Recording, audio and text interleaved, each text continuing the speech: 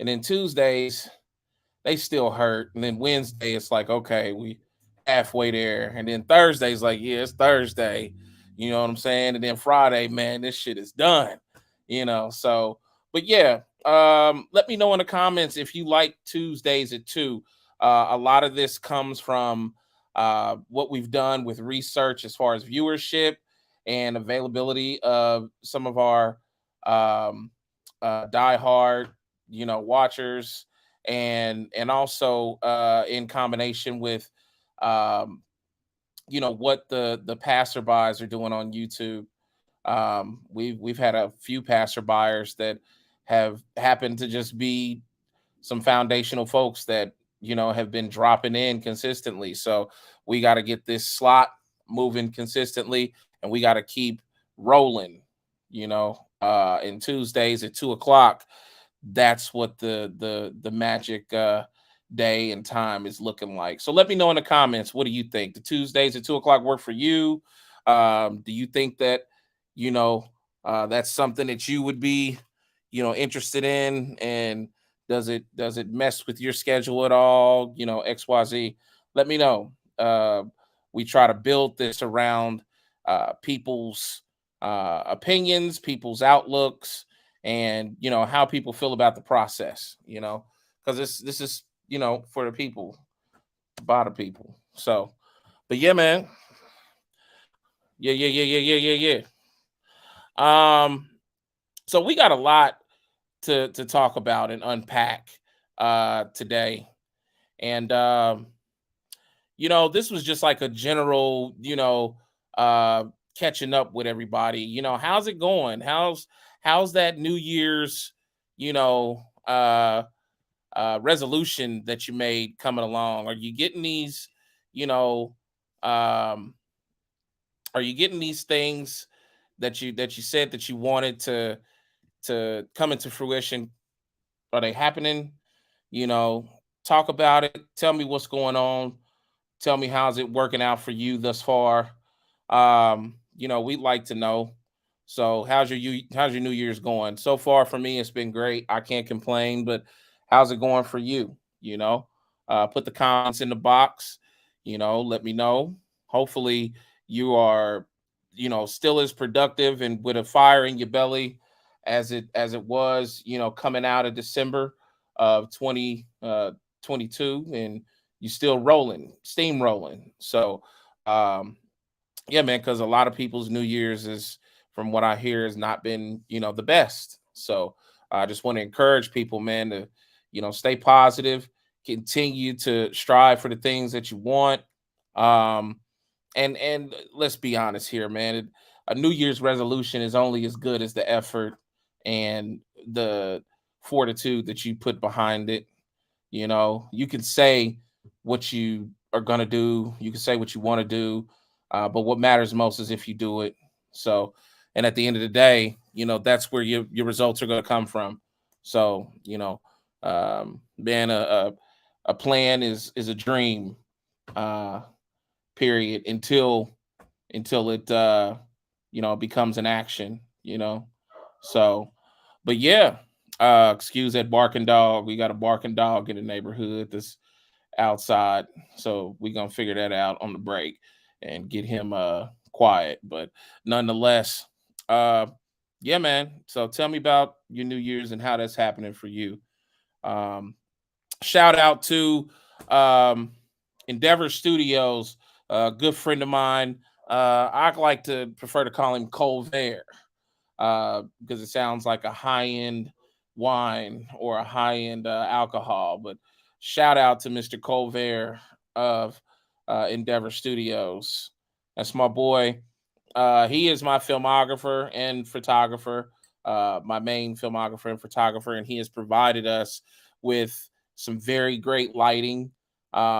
It looks great, and I greatly appreciate the the set value that it's bringing to us. So shout out to Endeavor Studios once again.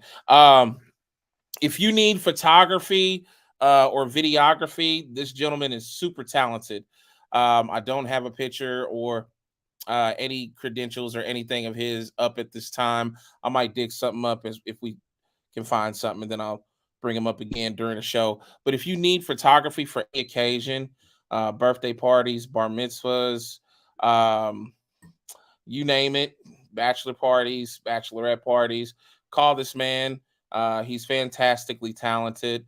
Currently shooting a lot of work for some dance competitions all over the country, and has done tremendous work with you know, NFL Films, HGTV, even Van Jones from uh, I think CNBC. So check out Mr. Culver, homegrown, coming straight out of Indianapolis, Indiana. One of the most talented individuals with a camera that I've ever seen. So shout out to my man, my right hand, Mr. Culver. So yeah, man. Yeah. So but again, I see no comments. So I guess, no comments means folks New Year's are still going good. I hope so. I hope so. Put a comment in the box, if you got a tough New Year's so far, and you're trying to figure it out, and you know, even if you want a prayer or two, because we don't mind, man. We pray for everybody that would request, and we pray for our friends and family on a daily basis. Yeah, we do pray here. So I'm just letting you know right now, if you happen to be a passerby and you an atheist or some type of shit like that, we do pray here in this motherfucking place. Amen.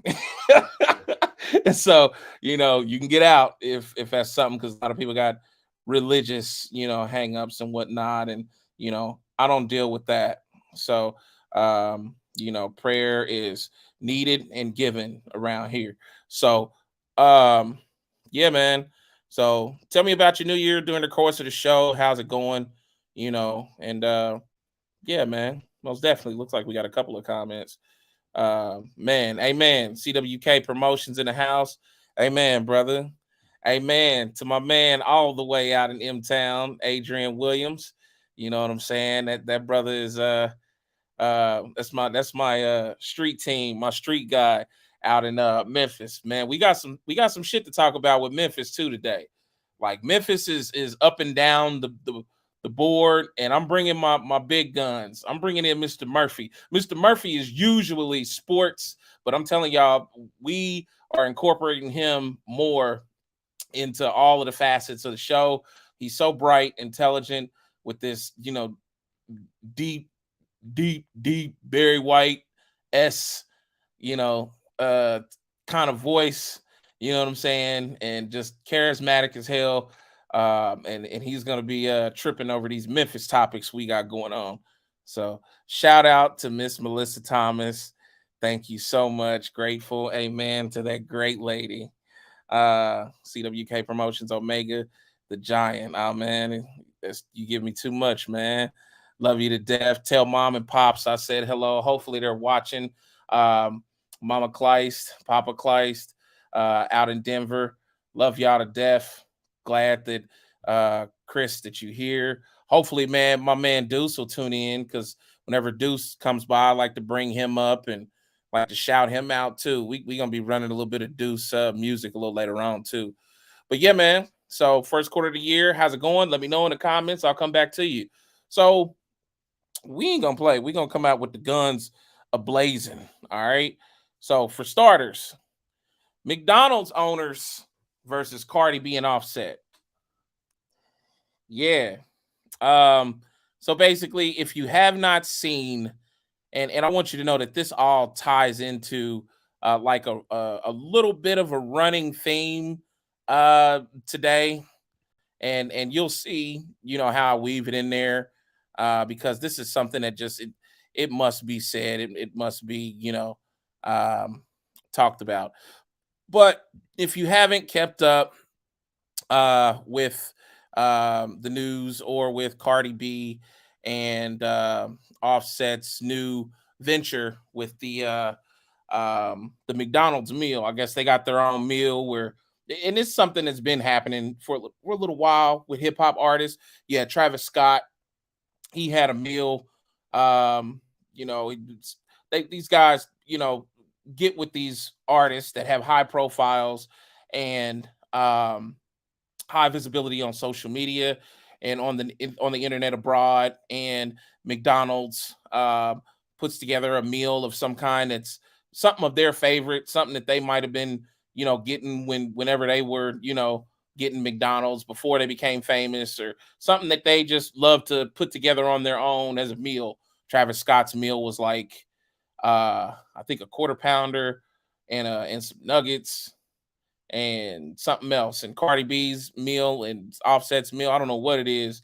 Um, I don't do a lot of McDonald's, and when I do, it's usually a Big Mac, and that's where it stops at. But um, yeah, man, the owners are in a little bit of fit about it because they feel that Cardi B and Offset don't really have the kind of image that should be um, partnered with McDonald's in a national spotlight. So, you got this emerging for the last couple of years black hip hop couple, kind of like a young hip hop royalty situation with them too, you know, and they've made this partnership deal, and and for some of the owners, it's not working for them. McDonald's, if you don't know, and you should, because I mean, 1 billion burgers sold, is a family orientated environment. If you've never seen the movie The Founder, starring Michael Keaton, that was like the basis of his philosophy with McDonald's. We're going to make McDonald's like a religious institution. We want the golden arches to be seen abroad, like steeples in churches, and and we want people to have the feeling of, this is like a place to have family meet. It's McDonald's, and that's their philosophy. So, um, listen, anytime you take a big box American brand and you try to combine it with any kind of black entertainment or just black uh, product of some kind, you're going to have resistance from those inside of that big box product. It's just the way it is. But in this case, I have to say, I understand where they're coming from. You got Offset, you know, um, who just had a relative, get his head blown off at the mall in Atlanta. You got Cardi B, and I do like her. I like them both, but loud, Puerto Rican lady, yeah, nah, nah, nah, and always, oh, and all that, you know what I'm saying? And they're trying to partner, with the world's biggest and whitest fast food brand. Um, I don't know. I can just say that I understand the owners. Who knows what Cardi B and Offset may do next? Who knows what may happen next? Do I want my brand to be correlated with some folks who may, be caught with a pistol at the airport next week and shit? You know, I'm loving it. Nah, man. Like, so uh I really don't know, what is gonna happen with their situation. But like Travis Scott, for example, I feel like Travis Scott is a pretty good fit for the McDonald's brand collab. But I mean, as you see, when he had the, God bless those people, the big concert malfunction where folks trampled each other and folks were killed and everybody wanted to blame him. Um, you see McDonald's shut that shit down. And that doesn't even have anything to do culturally with anything. It was just bad press, and bad press begets more bad press, and then your partners start to pull out because they don't want to, catch a draft of that, bad press on their business. They want to get out of the vicinity before the bombs start to drop. So, I don't know what to say necessarily about that, other than um Here's the message, young brothers, sisters in hip hop. Um, your life and everything that you do does not need to be on social media. You do not need to show the bad as well as the good to everybody. Have some privacy. Have uh, some kind of sense of um, wanting to uh, covet, you know, your actions and things that that may not be the best. You know, um, if you're a drinker, you're a heavy drinker. You're in the spotlight, America's spotlight, whether it's on social media platforms or just news media abroad. Like, clean yourself up. Leave that shit at the crib, man. Like, you know, people of today in today's um, social media economy and just internet abroad, they want to watch slow train wrecks. It's entertaining. This has been something that's been kind of at the forefront of entertainment since we opened the doors to the god awful reality TV shows, the Jersey Shores, the Jerry Springers, and all of that kind of TV. We have grown fond of trailer park trash and niggerdom, for quite some time now.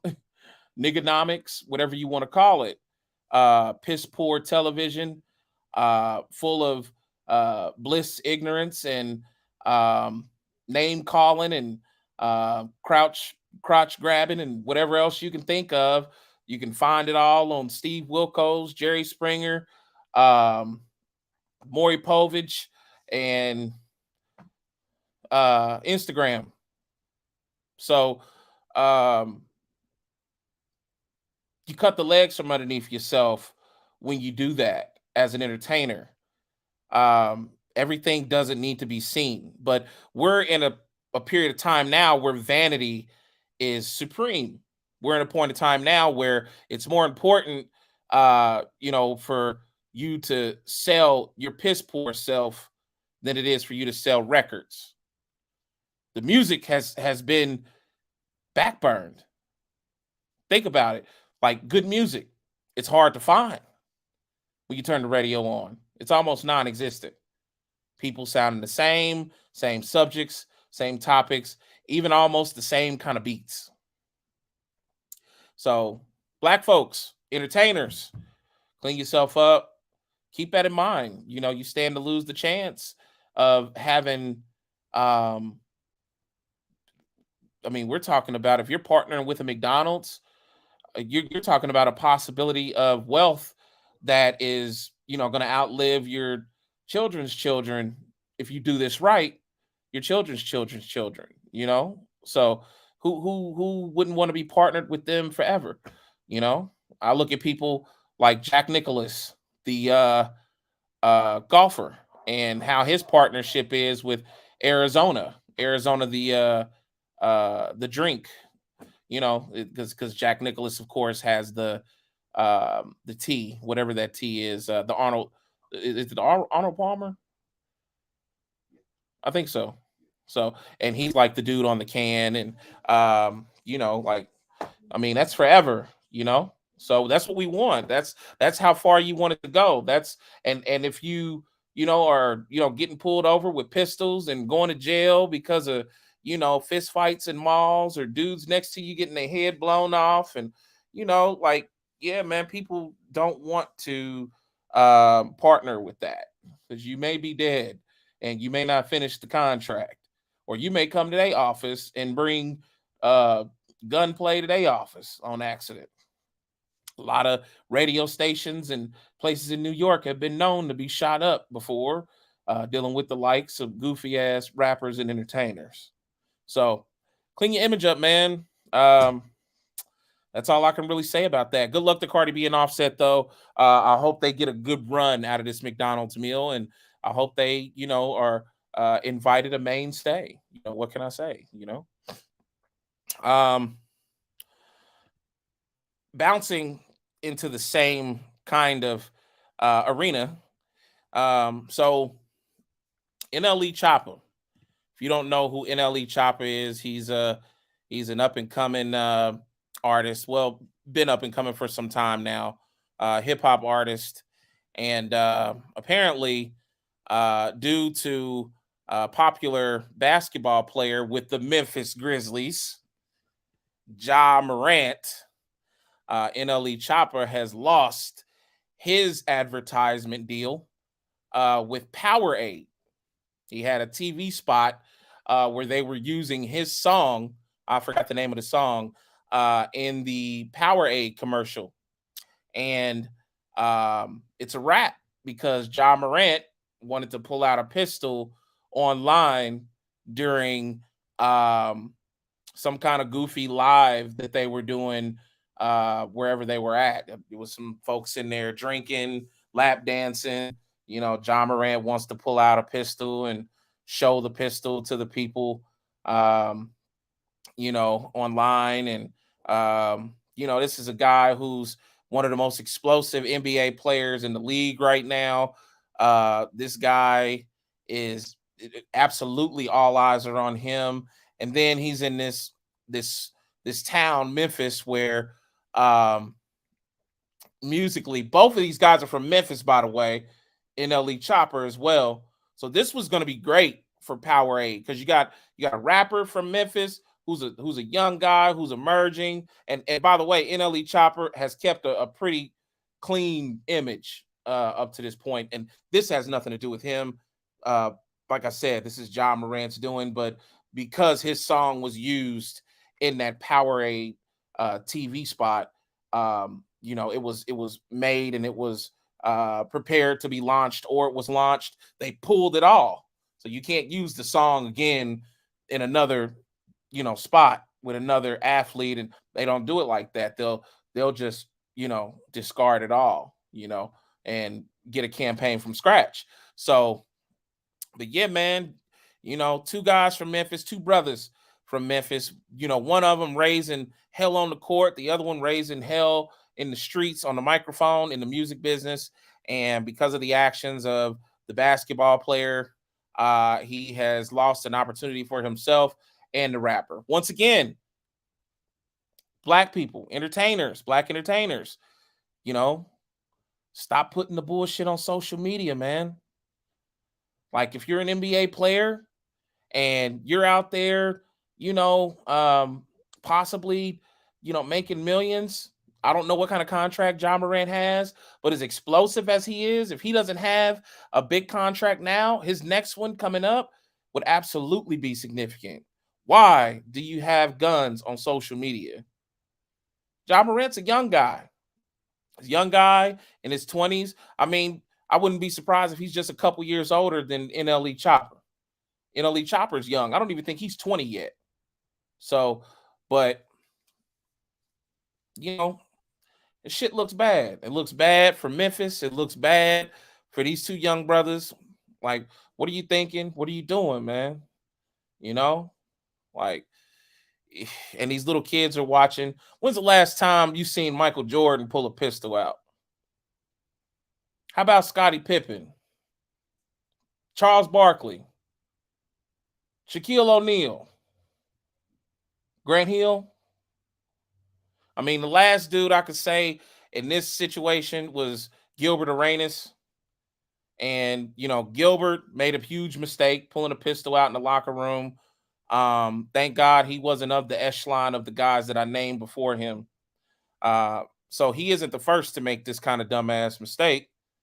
But there was just a different class of athletes that I just named back there. When you go back to athletes, basketball players of the 90s, they carried themselves with a whole nother level of class. After games, they were in 3-piece suits, giving you blow by blow commentary, excuse me. So, different time, different era. These little guys, they after the game now, they show up, in high water pants to the press conference and uh, you know, floral shirts and purses and everything. And I don't know, just a different time. But one thing's for sure, as long as you're presenting yourself in this light, you'll keep hurting yourself, and also you hurting folks that look like you abroad. I'm gonna go over to the comments. Um, NLE Choppers from Memphis as well. Yep, I know. I'm a little late behind y'all's comments. I think McDonald's was having to appeal to us and it backfired. They've been selling the same fake food that I do occasionally eat in a world where I can get authentic taco and beef patty on one block.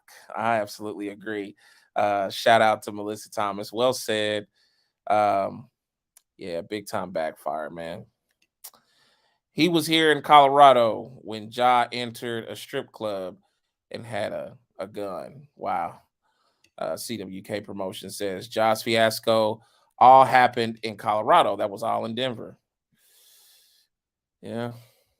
I like Cardi B, but if I had a toddler, I would not buy Happy Meal with them on it.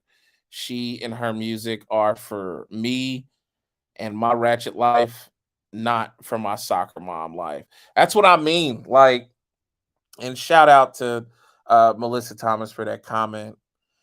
Learn how to separate the two. Learn how to keep, one in the other place. I mean, it's okay to have, the ratchet vibes. I like to listen to some gangster ass music, you know? So and I make gangster ass music as well. So, but I'm not going to carry the presentation of that in front of any and everyone unless I'm on a stage and the song and situation calls for it. Well, then you have the time and the place ethic, you know? So rappers, when's the last time you seen, Jay-Z pull a pistol out? In media abroad before social media emerged and in the after in the social media era. How about LL Cool J? No. Stupid shit, man. NLE Chopper 20, Ja Morant 23. That's how old they are. Okay. So Ja Morant's 23 years old. A shout out to Adrian Williams and NLE Chopper's 20. Like I said, just a couple years apart. These guys are 3 years apart. And one guy's in the NBA. I'm sure touching millions. And the other guy is a rapper touching millions. And it's crazy because the rapper has a better conduct outside in public than the rapper does at this point. I mean, than the basketball player does at this point. Ja was born in South Carolina, by the way. Interesting. Okay. Yeah. What can I say? My black people, you know what I mean? It's embarrassing. Get your shit together, man.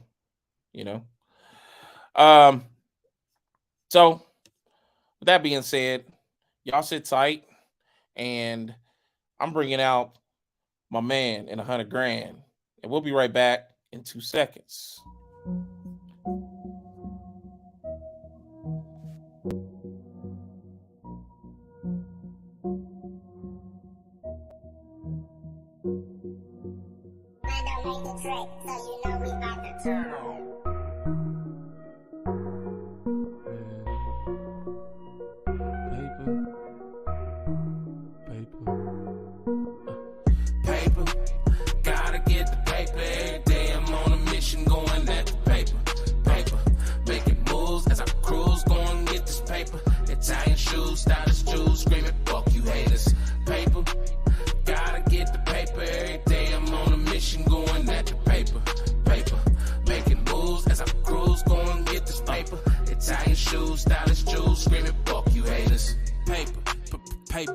That's all I know.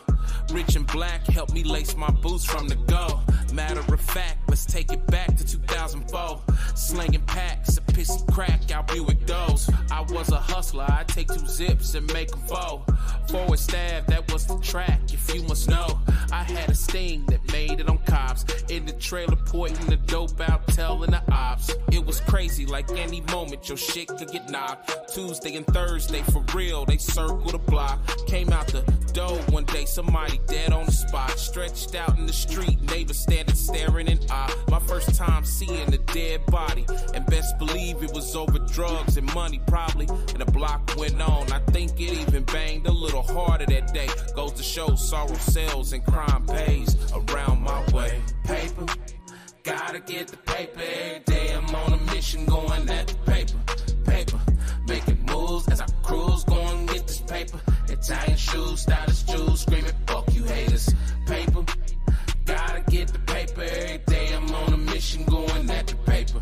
Paper, making moves as I cruise, going get this paper. Italian shoes, stylish jewels, screaming fuck you haters. I'm constantly counting currency, contemplating on conquering the victory. Could it be that I have met defeat? Still out on the same block, serving the same goods. Daily mission is cop, feed it back to the hood. Shit, it's gotta be another way about it. It's either keep flipping these bricks or spitting that hot shit. Born an R&B crooner, but who would've known I'd flip it to rap sooner? The streets was calling, my time's limited for bitches and niggas on bullshit. I'm surrounding myself with niggas that bullshit, with full clips and hammers with rubber grips, hollow tips that exploding as soon as they meet the surface. An old man told me once that what I do is worthless. I didn't feel him then, but I feel him now. So as I sit back and figure out another way to come up out this wild predicament while counting on my Benjamins, nigga. Paper. Gotta get the paper. They get the paper every day. I'm on the mission going at the paper. Paper.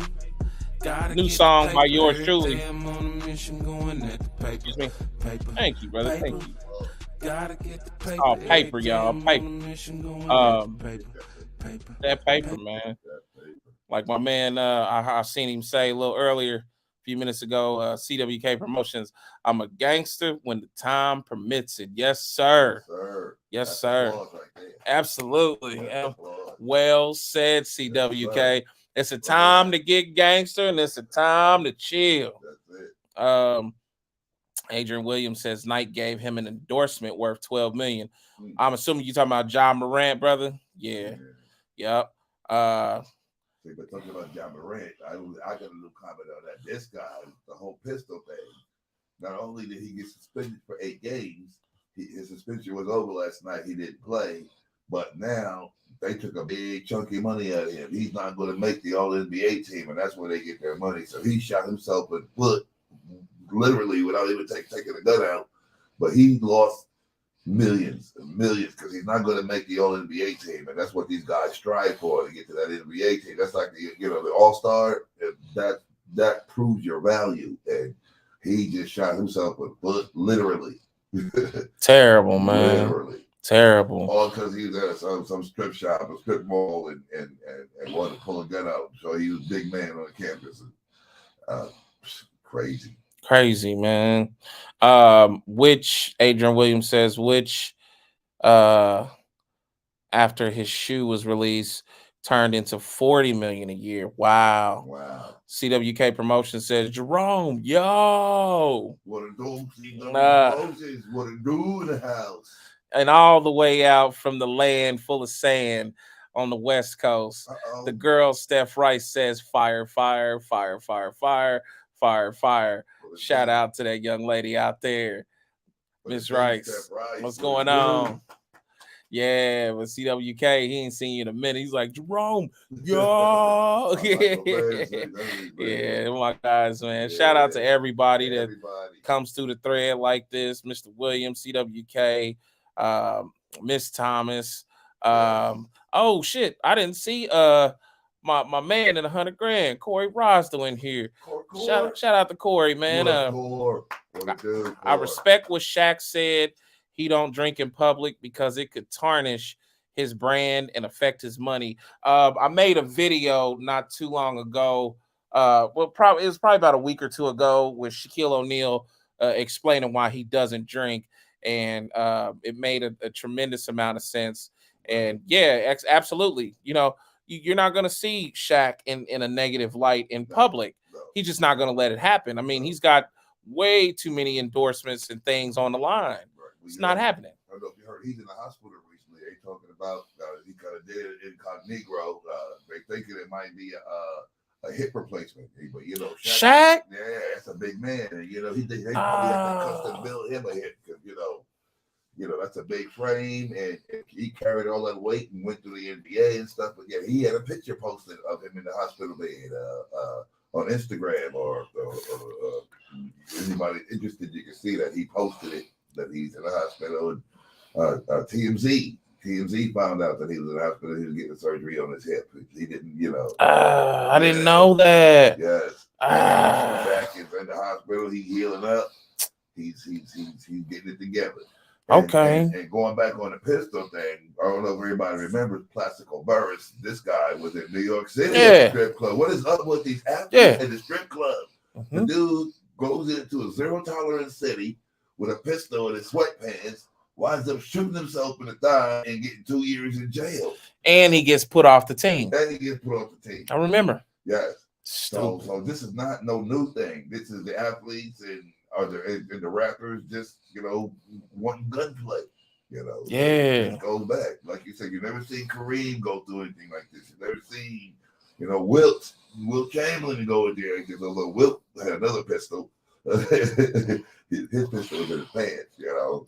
20,000 women served, he said, you know. But yes, it's not a new thing. It's not a new thing. It's been going on, and our men and our women, we have to stop and check ourselves, like you said. You know, it's not all about the ratings on the Instagram and the social media. It's about how you conduct yourself. You know. Yeah. You're so right about that. Yeah. I missed a couple of things. Mike Culver did chime in and said, yo, me and Easton tuning in. Shout out to Mr. Colver finally tuning in. I'm a photographer guy. That's right. Yes. Corey Roslow's first statement, I missed that too. Glad to have the show back. Been a tough start, but looking better every day. Yes, sir. Shout out to Corey Roslow, man. Corey. Yep. Some folks have had a tough year, you know, and that's all right, man, because everything turns around. It can only rain, but for so long, the sun must shine. Nothing can stop Cream from rising to the top. And remember that, Corey. That's my big brother. Remember that. Yep. And at the end of the day, I got my brothers back no matter what. Yep. And I'm sure that anybody that's going through something, somebody's got your back too. Yes, sir. Yep. Corey Roslow says, by not making the All-NBA team, he lost $39 million. Wow. He gonna make it. You know, that's on top of the fine that he got for this whole thing. You know, the suspension, the fine, and not making the All-NBA. At 23. 23 derailed his whole day. You know. Adrian Williams says Morant's suspension from the team cost him $699,000. Okay. And he also said, yeah, Plexico shot itself. You're absolutely correct, Jerome. Yes, sir. Hurts our Giants. I forgot Adrian is a big Giants man. Adrian. Hey, boy. What he say on 8 Mile? I do have a friend named Cheddar Bob that shoots himself in the leg with his own gun. I do it. Hey, shout out to Adrian and his I didn't know you was a Giant fan. And his self-shooting Giants. Oh shit. That's Big Blue right there. That's hilarious. Big Blue. Come on, now. Oh my God. With my blue. Yeah, man. Shout out, man. One thing I do want to say before I move into the next subject, I had a very good friend of mine that passed away about 2 days ago. Oh, for real? Yeah, and I couldn't get his picture pulled up in here, but I wanted to just say RIP to a very good friend of mine. His name is Mr. Jaron Miller. Shout out to Jaron, man. I hate that I couldn't pull this picture up. I was sent a picture by a very good friend of his named B. White. And B. White, I've tried during the time of starting the show to get that picture uploaded because I really wanted to show that picture of you and Jaren because I just remember y'all at that time, and I just remember him and his crazy self. Jaren was a wild boy who was. Did he have a pistol? No, he didn't have no pistol. Good. He didn't have no pistol, but he was going through some things, man, and he barricaded himself in a hotel room, and he expired. They're still doing running autopsy reports, and we'll find out what exactly was going on with Jaren. Damn, I got a bloody tissue on my shoulder. Yeah, I had a cut shaven and the bloody tissue was still sitting on my shoulder. So yeah, Russian, man. But shout out to the Miller family.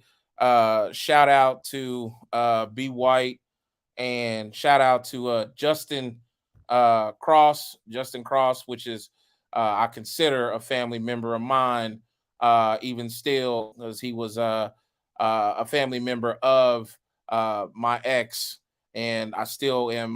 Me and my ex, we separated on good terms as friends, and her family I still look at as family. And I did not know that Jaren was related to Justin Cross until I saw him at Justin Cross's father's funeral. And I'm like, what is he doing here? And yeah, that's how I found that out, like today, that he was their cousin. So, but small world after all, man. And God bless, this man. Y'all, you got to take care of yourself, man. Things happen to us, and a lot of times we don't have the answers. Don't be afraid to go get them answers from somewhere else. Don't be afraid to call a hotline that may be able to service you. There's a ton of hotlines for suicide issues. My women, knowledge is power. Get the knowledge. Man, the power. Man, don't take yourself, because if you take yourself, you robbing other people. Right. Robbing other people, and not to mention in the afterlife, you don't know what's in store for you in the afterlife. If you live in accordance to the Bible says that suicide is the unforgivable sin. So, that means you could murder somebody and still have a chance on being forgiven. But murdering yourself, there is forgiveness according to the text. Right. All right. So God bless Jaren Miller. It brings tears to my eyes. It hurts because I think about that young brother and I think about him running around 79th Street with Lil Joe Slater, B White. He was a few years underneath me. I didn't really have a lot of time with him. He knew me well. He stopped me in public. He stopped me at the funeral. He asked me at the funeral. He was like, "Rob, man, I need some help with my music. Can you help me?" And I should have called him. I didn't call him. If nothing, I should have called him just to say hello. But I just didn't consider him a serious artist, because historically I had no memory or knowledge of him rapping or anything like that. And where I'm at now, man, my time is just so important. You have so much stuff on the website for these guys to come up and need your help. Yeah, that's honestly what the YouTube page is about. Like, as an artist, you can go to my YouTube page and just totally educate yourself. Yeah, from A to Z. We're talking about close to 6,000 videos of music business information, contractual stuff, artists that you know and love telling you where they misstepped and who screwed them over. So you start there, just like I did. All those videos, like I sat down and digested them, and then I took them to the editing floor. I had to learn, and then when I got to the editing floor, the lesson that I was delivering in said video, I had to pound it over and over again because it was a part of the editing process. So use that information, if you're an artist, and go to Omega Classic Records on YouTube, Omega Classic Records on Twitch, and we're also on Fanbase now. If you're not familiar with Fanbase is a new platform that is very similar to Instagram. It's Black owned by Isaac Hayes III, Isaac Hayes' son.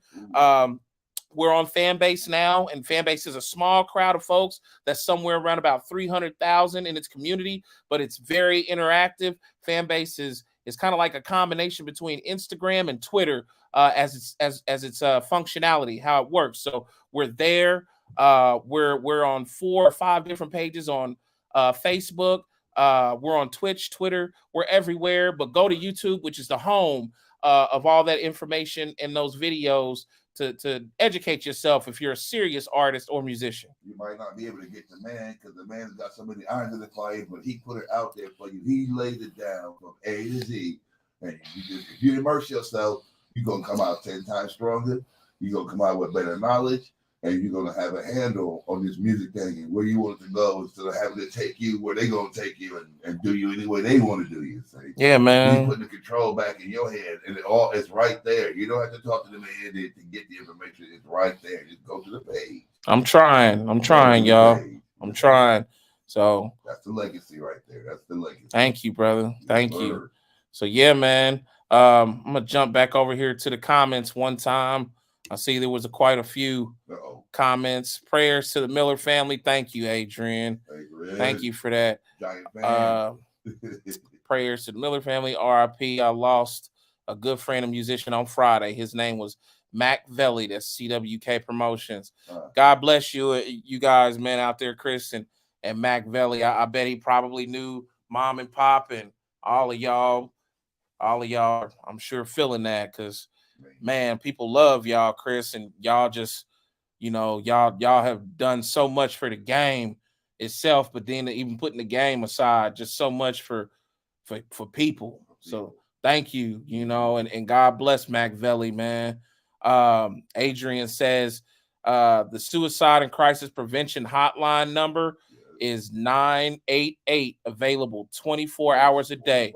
So you can literally call 988. When you at the end of your rope, you ain't got nowhere to go. You can go 988. Yep. Suicide prevention line. They will take your call. Suicide prevention line. They'll direct you where you need to go. Yep. Dial 988. Sometimes it's just a chemical imbalance. If the mind ain't right, the chemicals ain't right in you, and they will direct you somebody to get your balance right. And once you get your balance right, your life will come back right again. Yeah, man. Yeah, God bless Jared Miller, and he lived a great life. He did what he wanted to do, y'all. He was a wild, rambunctious guy that did anything and absolutely everything he wanted to do. I do not know how old he was, but he was a few years younger than me. I wouldn't be surprised if he was probably 35. Okay, I thought you were going to say he was a member of the 27 Club. No. Nah, he wasn't that young. No, okay. Yeah, but probably about 35, 36, something like that. For those of you who don't know the 27 Club, we lost a lot of artists at 26, 27 years old, all the way from Hendrix to Janis Joplin, Kurt Cobain. These are the guys that went through that depression and they didn't make it past 28. Yeah. 27 Club, man. The 27 Club. It's a lot of artists. Yeah. CWK, let me know if I should share my joke again. Yes, we have. Okay. Hence, we have Ice Cube that gave us check yourself before you wreck yourself. Man, that's facts, man. Man, check yourself, man, before you wreck yourself. And I hate that, but I'm sure, that's what my man didn't do. A lot of them. Biggie, they didn't check themselves before they wrecked themselves. Yeah. Yep. God bless him, though, man. And man, God bless the Miller family. So, but yeah, man. I did not know Joplin shot it. I mean, he might as well have just shot himself with a foot for what he did. I'm just rethinking it. I'm like, God. Tripping, man. And they probably pulled the shoe deal. They probably did because they didn't want to be associated with that. Tripping. Tripping. Man. So, we still got, man, it's been rough, man. We still in a little bit of the darkness right now, man. We lost a good gentleman, Nipsey, man. If you guys are fans of Martin, my man Nipsey from Martin, he was the bartender, well loved and known. he was the brother at the bar who ran and owned the bar. And anytime Martin would say something, he'd be like, "All right." It was kind of the way he responded, man. So something like, but Nipsey did his own thing. He did what he wanted to do, Right. But yeah, man, I that kind of hurt my feelings. Nipsey passing like that. Let me see. I had an article in here on it, and talks about what was going on with Nipsey, man. I keep calling him Nipsey, but his real name is Sean Lampkin, y'all, Really? and he passes away at only 54 years old. So Wow. he was a young brother, man. He Wow. was young. So, but apparently, it looks like the brother was having some health issues, Wow. and of course, my equipment is not acting right in order to take a look at the details. It's always something, man. So it's the bugs in the system. Yeah, it's always something. But see, if you was an NBA player, you take out your pistol, you shoot it. You get it. It worked right there. Oh my God, I'm in the NBA. Ball, ball, ball, ball, ball, ball, ball, ball, ball, ball, ball, ball, ball. Oh my God. Yeah, man. So, yeah, man. Unfortunate. I look at the Martin cast, man, and man, that show doesn't stand a chance on having any kind of remake, redo, comeback, nothing. Because all the people have, a lot of them have died. Very significant people. Tommy Strong, who was AKA Tommy. I forgot his last name because his real name was Tommy, but he died. And now Nipsey done died. Yeah, them are the only two, but Tommy is just a very pivotal key character. So, but this goes back to, you remember when I was coming up, and I'm a little bit older than you, we were guaranteed as black men to live past 21. And see, Nipsey made it to 54, and and Tommy and these guys, so they beat the odds, only to come out on the other end of it, though. That's what I acknowledge. He's supposed to have been gone at 21 because the way the cops was killing us and the way the cops are still killing us. Yeah. But what Kanye say? He said, we wasn't supposed to make it past 25. Joke's on you. We still alive. Still alive. Yeah, man. Yeah. Yep. Adrian Williams says Nike didn't pull his shoe deal, Jerome. They said to hell with that. So Nike is still in business with John Morant. Okay. Yeah. Corey Rosdell says, as men, a lot of time we're taught that we need to be strong and show that toughness, but it's okay to reach out for help to a therapist or a friend and just shed a light and open up about your troubles. Don't walk through that valley alone. Family and friends should always know, and always. If you're in crisis, we need to know. Yep. And always got a person to listen. Yep. Yeah, man. Absolutely, man. Amen to that. I had to see a therapist last year and this year, and it has truly helped. Keep your mental strong, says Corey Ross. It's amazing for him to share that with us, man. Wow. That's a lot of power in sharing that. You brothers, don't be afraid to share that. Don't think, that you gotta be, Hulk Hogan at all times and shit. But we've been so brainwashed. Yeah. We have been so brainwashed from our people, from society and everything. Oh no, you ain't supposed to cry. You ain't supposed to show weakness. You're supposed to be this man. You're supposed to be this rock. Yeah. And it's a fallacy. It's a fallacy. It is, man. It is. And you can't see his comments because Corey is watching from another platform. He's watching from Facebook. And you guys that are on YouTube, you guys can see each other's comments. But you guys can't see people from Facebook and people from Twitter and Twitch. I can see everybody, but y'all can't see them. You can only see where y'all are at. But yeah, man.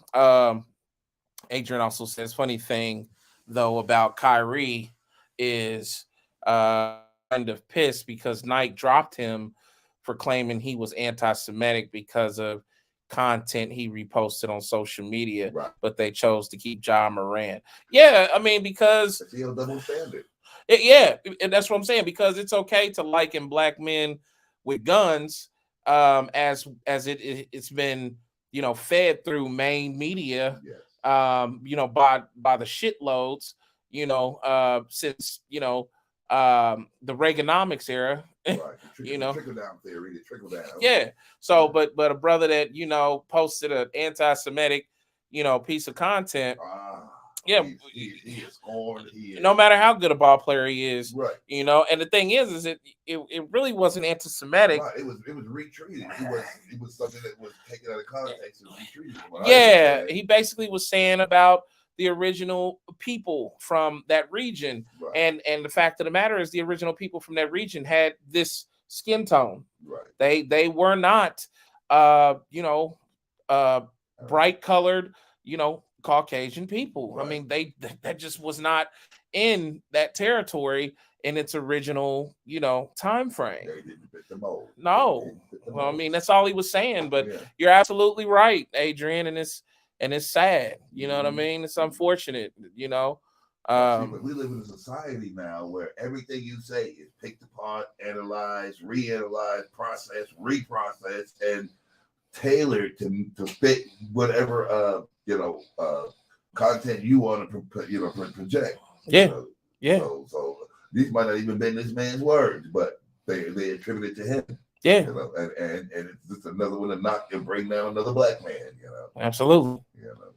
Well, shout out to my man, Sean Lampkin, aka Nipsey, downstairs at the bar. Shout out to Big Nipsey, man, and God bless you, brother. God bless you. Thank you for all the joy that you've given me as a youngster watching Martin. Absolutely. And moving on. So the next piece of news, and then, you know, after piece of business after this, and then it's gonna be getting a little brighter for us. XXX Tentacion, the famed rapper from XXX Tentacion, from probably, I think he came out probably sometime around I don't know, man, probably about 2018, 2019, something like that. He is from Florida, and he was murdered at the car dealership. He was trying to go and purchase or it was a motorcycle dealership, car dealership, one or the other, and he was followed, and guys spotted him, followed him, and then gunned him down outside in his car. He was driving a BMW i8, which is a lovely car. Wow. So they just are getting through the due process of his situation, and looks like that they have found 3 folks guilty in his case. Yeah, he was murdered in 2018, so he probably came out sometime around 2016. He was only out for a couple of years, but 3 men were found guilty Monday in connection with the murder and robbery, because they were trying to rob him, and he was shot outside of the Florida motorcycle shop in 2018. A jury in Broward County returned the verdicts on Monday morning. Michael Boatwright, 27, Derek Williams, 26, and Trayvon Newsom, 24, were each convicted on charges of first-degree murder and robbery with a firearm for the 2018 ambush that led to the death of XXX Tentacion. Wow. The rapper. Black on black crime. Black on black way crime. Before our time. Way before our time. Way before. And it still goes on. The rapper's name was Josiah Dwayne Unfroy. So, congratulations to them brothers for winning the ultimate prize of getting your life ripped away from you. Taken, and in exchange for your flesh to sit inside of a brick and steel box. You got yourself a new uniform, brother. You brothers have won the ultimate prize, and you now have free room and board with 3 square meals and a metal cot for the rest of your life. Congratulations, you dumbass niggas. Because trying to take something that somebody else had. Because instead of trying to get your own. Because what you guys took was greater than all three of you guys put together. And the sad part about it is you could have been as great too if you had refocused yourself. Right. But instead, you chose to prey on another man and take his life. So now yours, in turn, is being taken while you're still alive. You will be buried alive. Congratulations. Self-destruction. We're headed For self-destruction. Self-destruction. You're headed for self-destruction. I wish I could play it, but they would cut us. They would cut us. Yeah. And charge us. You know. Yeah. But we can mumble the lyrics. Yes, we can. We can mumble the lyrics. They can't get us for the lyrics. Yep.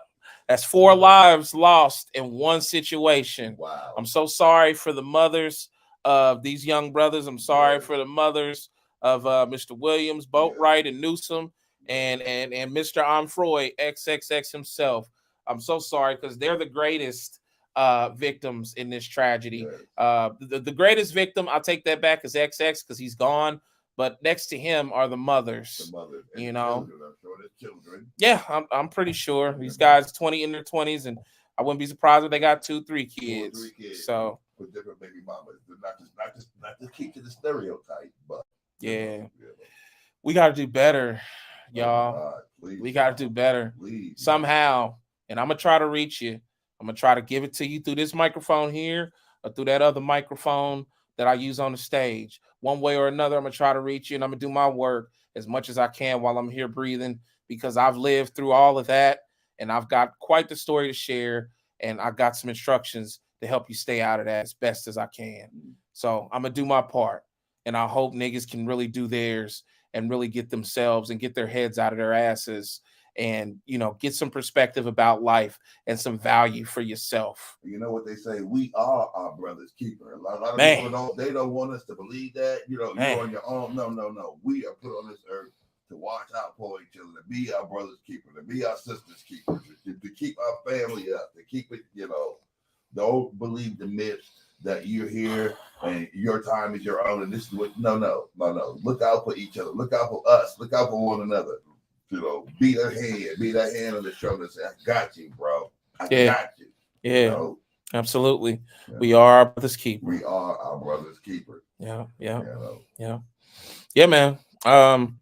Back to the comments one more time. He came out in 2013. Thank you, Chris. So he came out in 2013, dies in 2018. Wow, look at that.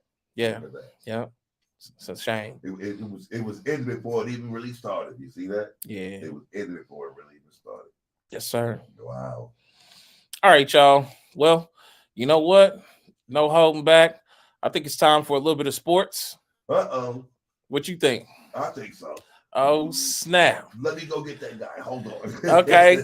Let's go get roller. But Martinez doesn't run well. Jeter up with it. Starts spreading news. New York.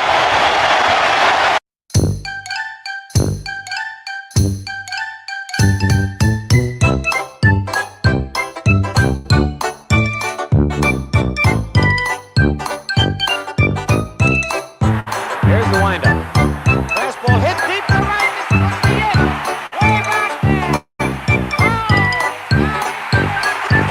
Another standing ovation for Roger Maris.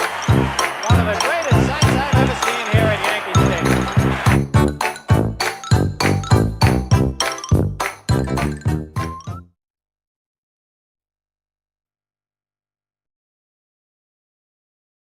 Lady here. Yes, we do. Yeah. Oh, sorry about that. I'm sorry. I know, man. I know. All right, now that should be a little bit better. I had to fix my man's mic. I did it again. All right. I'm deaf now. I'm so sorry. Huh? I want to. All right. So yes, y'all. You know what? You heard it, and you get it from the best that does it. Sports with our man, the one and only Mr. Jerome Murphy. What it do, everybody? What it do? Hey, sports fans. Shoot, there's so much going on. There's so much going on. And I'm going to start with New York City, believe it or not. Instead of going from Team Blue, like the Jets, and the Jets are doing their best to try to get Mr. Aaron Rodgers. They trying to steal him from Green Bay. He's going to become a Jet. He's going to be the one chance that we're going to have to get to the playoffs. I think they're going to probably get him for 2 to 3 years. He's 39 years old, but he is a Hall of Famer. And the Jets are doing their best to try to move heaven and earth. They even thinking about trying to get Odell Beckham Jr., the guy I think who don't have nothing left in the tank. But they're trying to get him, and everything is still negotiations. And, everybody's kind of upset because Aaron is a diva, but he is dictating to these owners, to these billionaire owners, who he is and what he wants. And you can't be mad at him because, as a player, you're just a commodity. You're just something to be bought and traded. Yeah. But Aaron Rodgers is standing up. He said, no, I'll go play for you, but I want this, that, and that, and I want this, that. And you can't be mad at the man. He is putting his own work out there. It's kind of like, LeVar, what's his name? Ball. No, LeVar Jackson, who is a quarterback for the Baltimore Ravens. This guy don't have no agent. He's letting his mom negotiate the contract, and it's not going that good. Nobody wants him because he's a different style of quarterback. He's a running quarterback. He's the one who always gets hurt because of his style and stuff. So they think they're going to tag him. They're going to give him a franchise tag of $37 million. And they'll hold him and stuff. If somebody meets that price, they'll. Rumor has it might be the Indianapolis Colts. The Colts might be trying to get him. My man, Mr. Omega here, calls the Indianapolis Colts a JV squad. But we got a new coach. If we can get a good quarterback, we might be in contention again. But the major thing was going on is March Madness, the tournament. We're already down today. Starts the Sweet 16. So we went from 68 teams to 32 teams. Now we're going to 16 teams, and a lot of the number ones were knocked off. Purdue was a number 1 seed. They got busted by Fairleigh Dickinson, and then Fairleigh Dickinson got bumped out. It's the madness because anybody has a chance to win. March Madness. So from here we go to the Elite 8, and that starts tonight, I think. So everybody's all on seats, and everybody who's gambled and does the brackets. When you make a bracket, your bracket is already busted because who would have thought that a 16 seed, which was Fairleigh Dickinson, would come up there and knock off a number 1 seed, which was Purdue. Yeah. So everybody's all tuned into that, and that starts tonight. Another thing which is going on big that tonight is USA WBC World Baseball Conference. The USA plays Japan tonight, so that's wow. Yes, that game starts tonight at 7:00. If you're a big baseball fan, it's baseball times 10. It takes baseball to a whole other level. As a matter of fact, baseball starts in a couple of weeks. You'll have your teams out there, and come from New York. I'm a Yankee fan. Go Yankees! And they're playing Japan. They're playing Japan tonight. Okay. This is for all the marbles. USA versus Japan. Because Japan beat Mexico last night. And these countries, Dominican Republic, Puerto Rico, Mexico, all they know is baseball. That's where they get most of their players from. Yeah.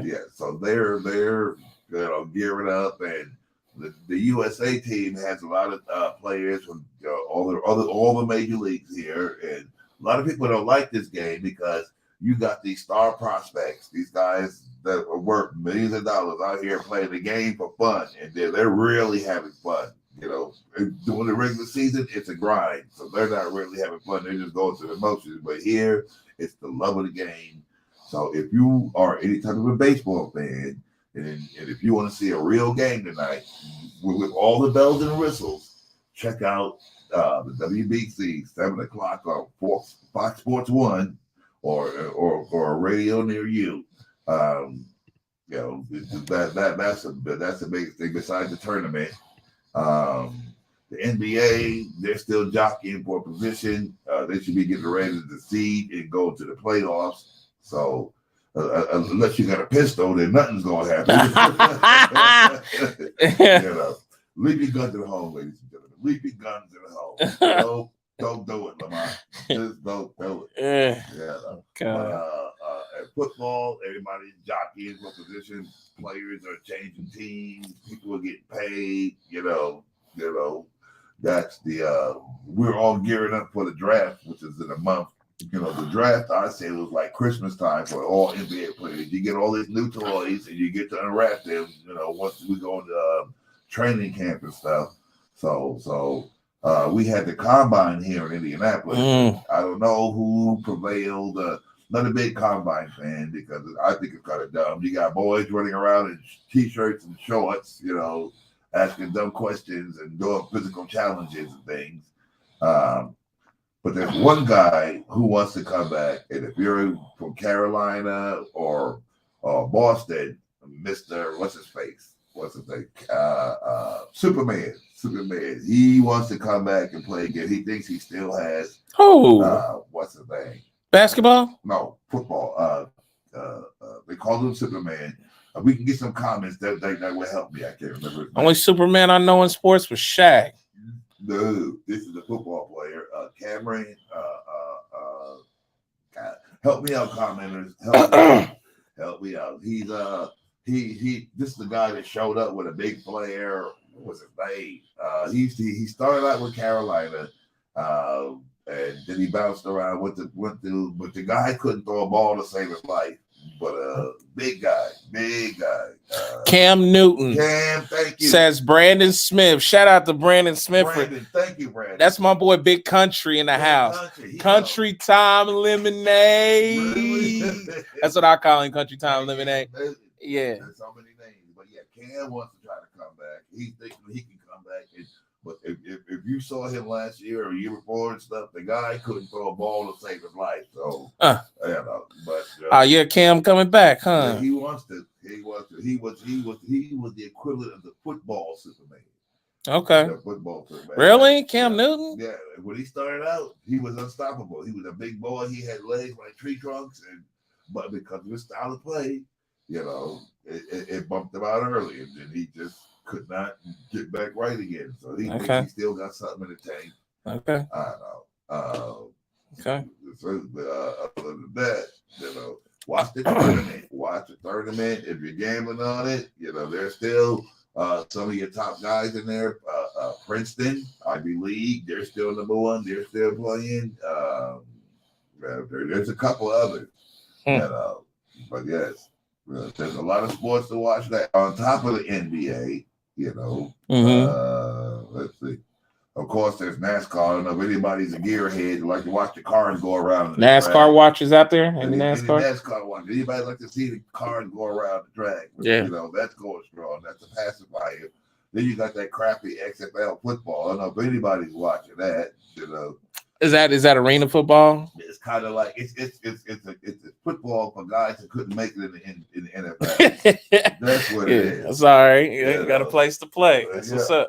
Yeah, you gotta start somewhere. And if you shine in the XFL or whatever it's called, you might get a shot back in the NFL. But for the most part, those games are on Saturday. And I choose not to watch them because I like the real games. Let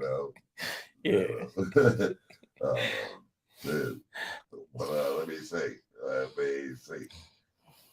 That's all I got when it comes to sports. Well, there's a couple of people that got some stuff for you. Grayson L says, "Yo, what up, Grayson? What's up?" CWK Promotions says, "What do you think about what Ken Griffey Jr. said?" What did he say? Okay, CWK, tell us what Ken Griffey Jr. said. That's a baseball player. Okay, looks like he answered. Ken Griffey Jr. said he's going to defend WBC title. What's your thoughts? Oh, wow. He's the batting coach for Team USA. Yes, he will defend the title. He's Ken Griffey Jr. He's Ken Griffey. He's a legend, a Hall of Famer in himself. Played the game right. No trouble, no controversy. So that's why this game tonight is for all the marbles. And if USA wins, boy. Okay. Yes. Corey Rostel says in Miami, USA trying to win second year in a row. Yeah. They didn't make it the first year. I think they bombed out. They got bounced out by somebody. But this is their good year. This is the year where it's all going to come down to all the marbles and stuff. Well, yeah, I think I like their chances. I like their chances. They look bad the other day when I watched the game. Who were they playing? They were playing against the Dominican Republic or Puerto Rico, and they came back and beat them at the end. You know, it's a better brand of baseball. If you love baseball, it's fast, it's consistent. You got hitters. Everybody's an all-star. It's like the all-star game, but it's a world all-star game. Yes. Okay. Adrian Williams specifically chimes in for you. Adrian. Hey, Jerome, I just saw on the web that New York Knicks has lost a legend, Willis Reed, 80 years of age. Wow. You didn't know? Didn't know. Wow. I don't get out much, Adrian. I live in Indianapolis, Adrian. We don't get much New York Knicks, dude. You know? Damn, I know who Willis Reed Yeah, is. we all know Willis Reed. But what we were talking about last night was who was the guy in the Knicks? I forget his name, but the guy scored 57 points, and the New York Knicks still lost to Minnesota at 140 something to 130. How long ago was that? Last night. Oh. Last night, the guy scored 57 points for a losing effort. And any of my sports fans out there that like the round ball, they probably think this Who game. scored 57 points with the New York Knicks last night? Drop that in the comments if any of you guys seen that. Right. Who was the guy? I know they were playing against Minnesota, and Minnesota came back, but there was nobody playing defense at the end. That's what happened. Yeah. But yes. 324. Looks like Brandon Smith said it was the Dominican. Yes. I guess he was a Dominican. The Dominican Republic, yes. Okay. They played against Dominican. We beat the Dominican, and we cruised through. But this is going to be a challenge because a lot of your great baseball players come from Japan. You know. Yeah. A lot of the guys. You know, it's their national pastime. It used to be our national pastime until football took over. You know, but now baseball is trying to come back there. They got a pitch clock. They widen the bases. They're talking about bringing robots in. So at the plate, so when you throw the ball, it's, take it out of the umpire's hands, and you got a robot to tell you if it's a pitch or a strike and stuff. So baseball is trying to be innovative. They're trying to keep it for the hipsters. They want, Generation X to get into the games and stuff. And the old timers are like, what's really going on? Yeah. Yeah. Brandon Smith says, and he speaks for himself on this, nobody can compare to Tom Brady. I have to say I agree. Okay, he's the GOAT. Yeah, he's the GOAT, man. Big Brady. Big Brady. Yeah, I'm a Brady guy. You know what I'm saying? Bad for him, man, because his supermodel wife dumped him for a jiu-jitsu thing, I feel bad for him, but guess what? He's not going to lose no sleep because Fox Sports Radio is buying up a contract for him. I think they're giving him $300 and to commentate. There you go. Yeah, he might have lost the wife. Well, but he gained. He gained 300 million plus. Some tremendous ducats. Yes. Yeah. He can have any woman he wants. Yeah. Please don't trip, Brady. I mean, if we're down here and we not tripping like that, you shouldn't be tripping up there, especially, brother. Right. Yeah, and I'm sure it's more good women down here than it is up there.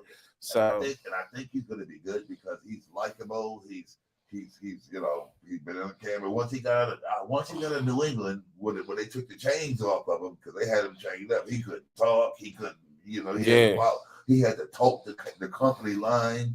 But now he's unfeathered. He's unattached. He's Rumor has it that he was going to come back and try to play for Miami, but they got Tua Tagovailoa. If he stays well, Miami might have a chance because the guy had multiple concussions. So it all depends on that would be perfect home for Brady. His kids in Florida, he's in Miami.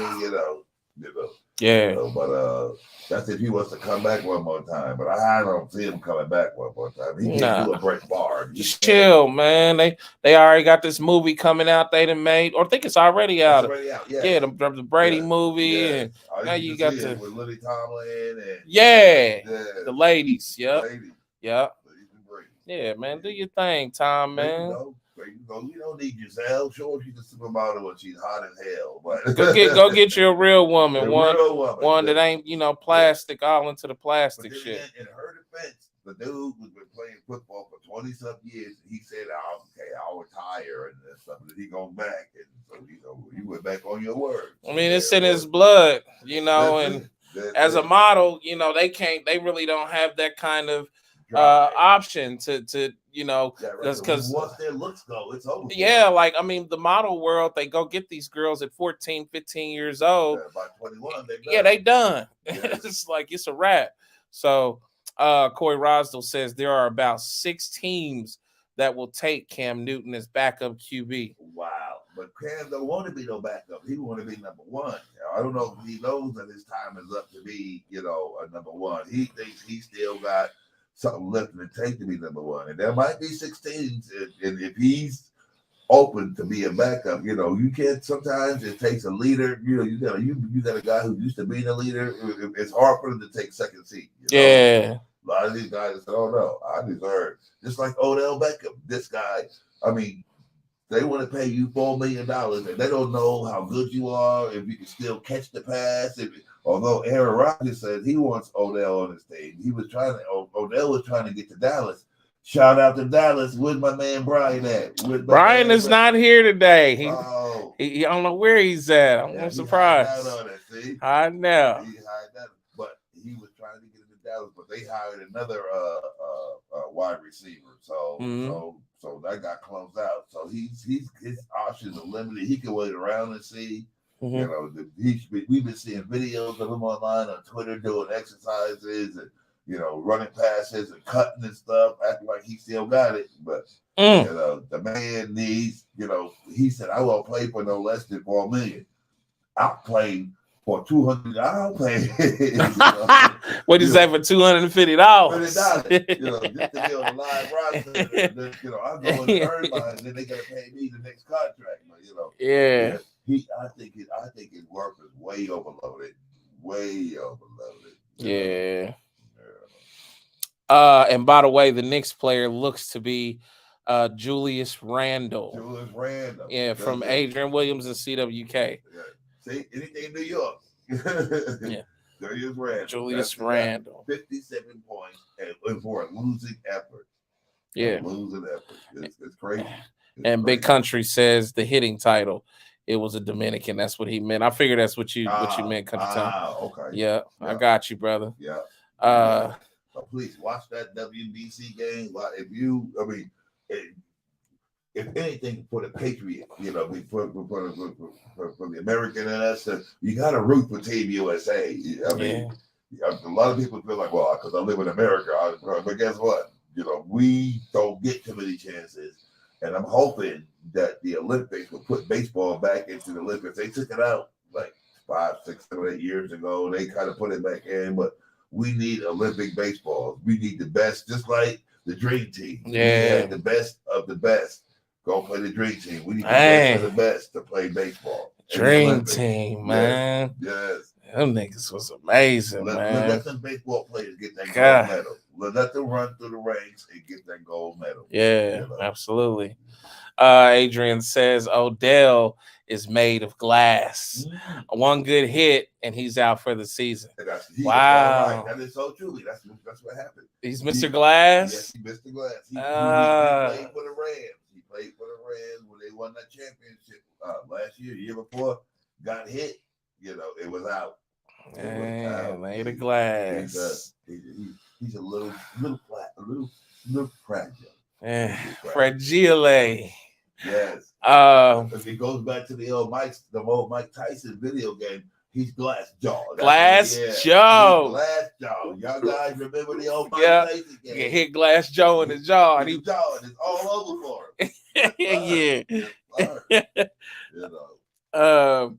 Corey Rosdell says in 2022, U.S. beat Puerto Rico 8-0. So they did. It is 2 years Right. in a row. This is why they want to come back and get it again because they got humiliated, Yeah. That's right. They want to break right here, and they're going to pull out all the stops. Yeah. All the stops. Another. I love talking to my sports fans on this. Yeah. Podcast. I love my sports fans. They love it, man. They love it. Bring it. Here's another one for you. Ezekiel Elliott to Los Angeles Chargers from Dallas. Yes. What's your thoughts on that, Jerome? CWK. Ezekiel is done. That's why Dallas cut him loose. He ain't got nothing left in the tank. You saw that, the last season. They barely used him, and when they did, he got hurt too. Yes. So that's why they transferred him. They needed the cap room, and Ezekiel ain't as good as he used to be no more. He ain't as good, Okay. Sorry, Brian. That was CWK Promotions. Right, but I was saying Brian. Sorry, Brian. Brian is a big Cowboy fan. My man got Cowboy sheep.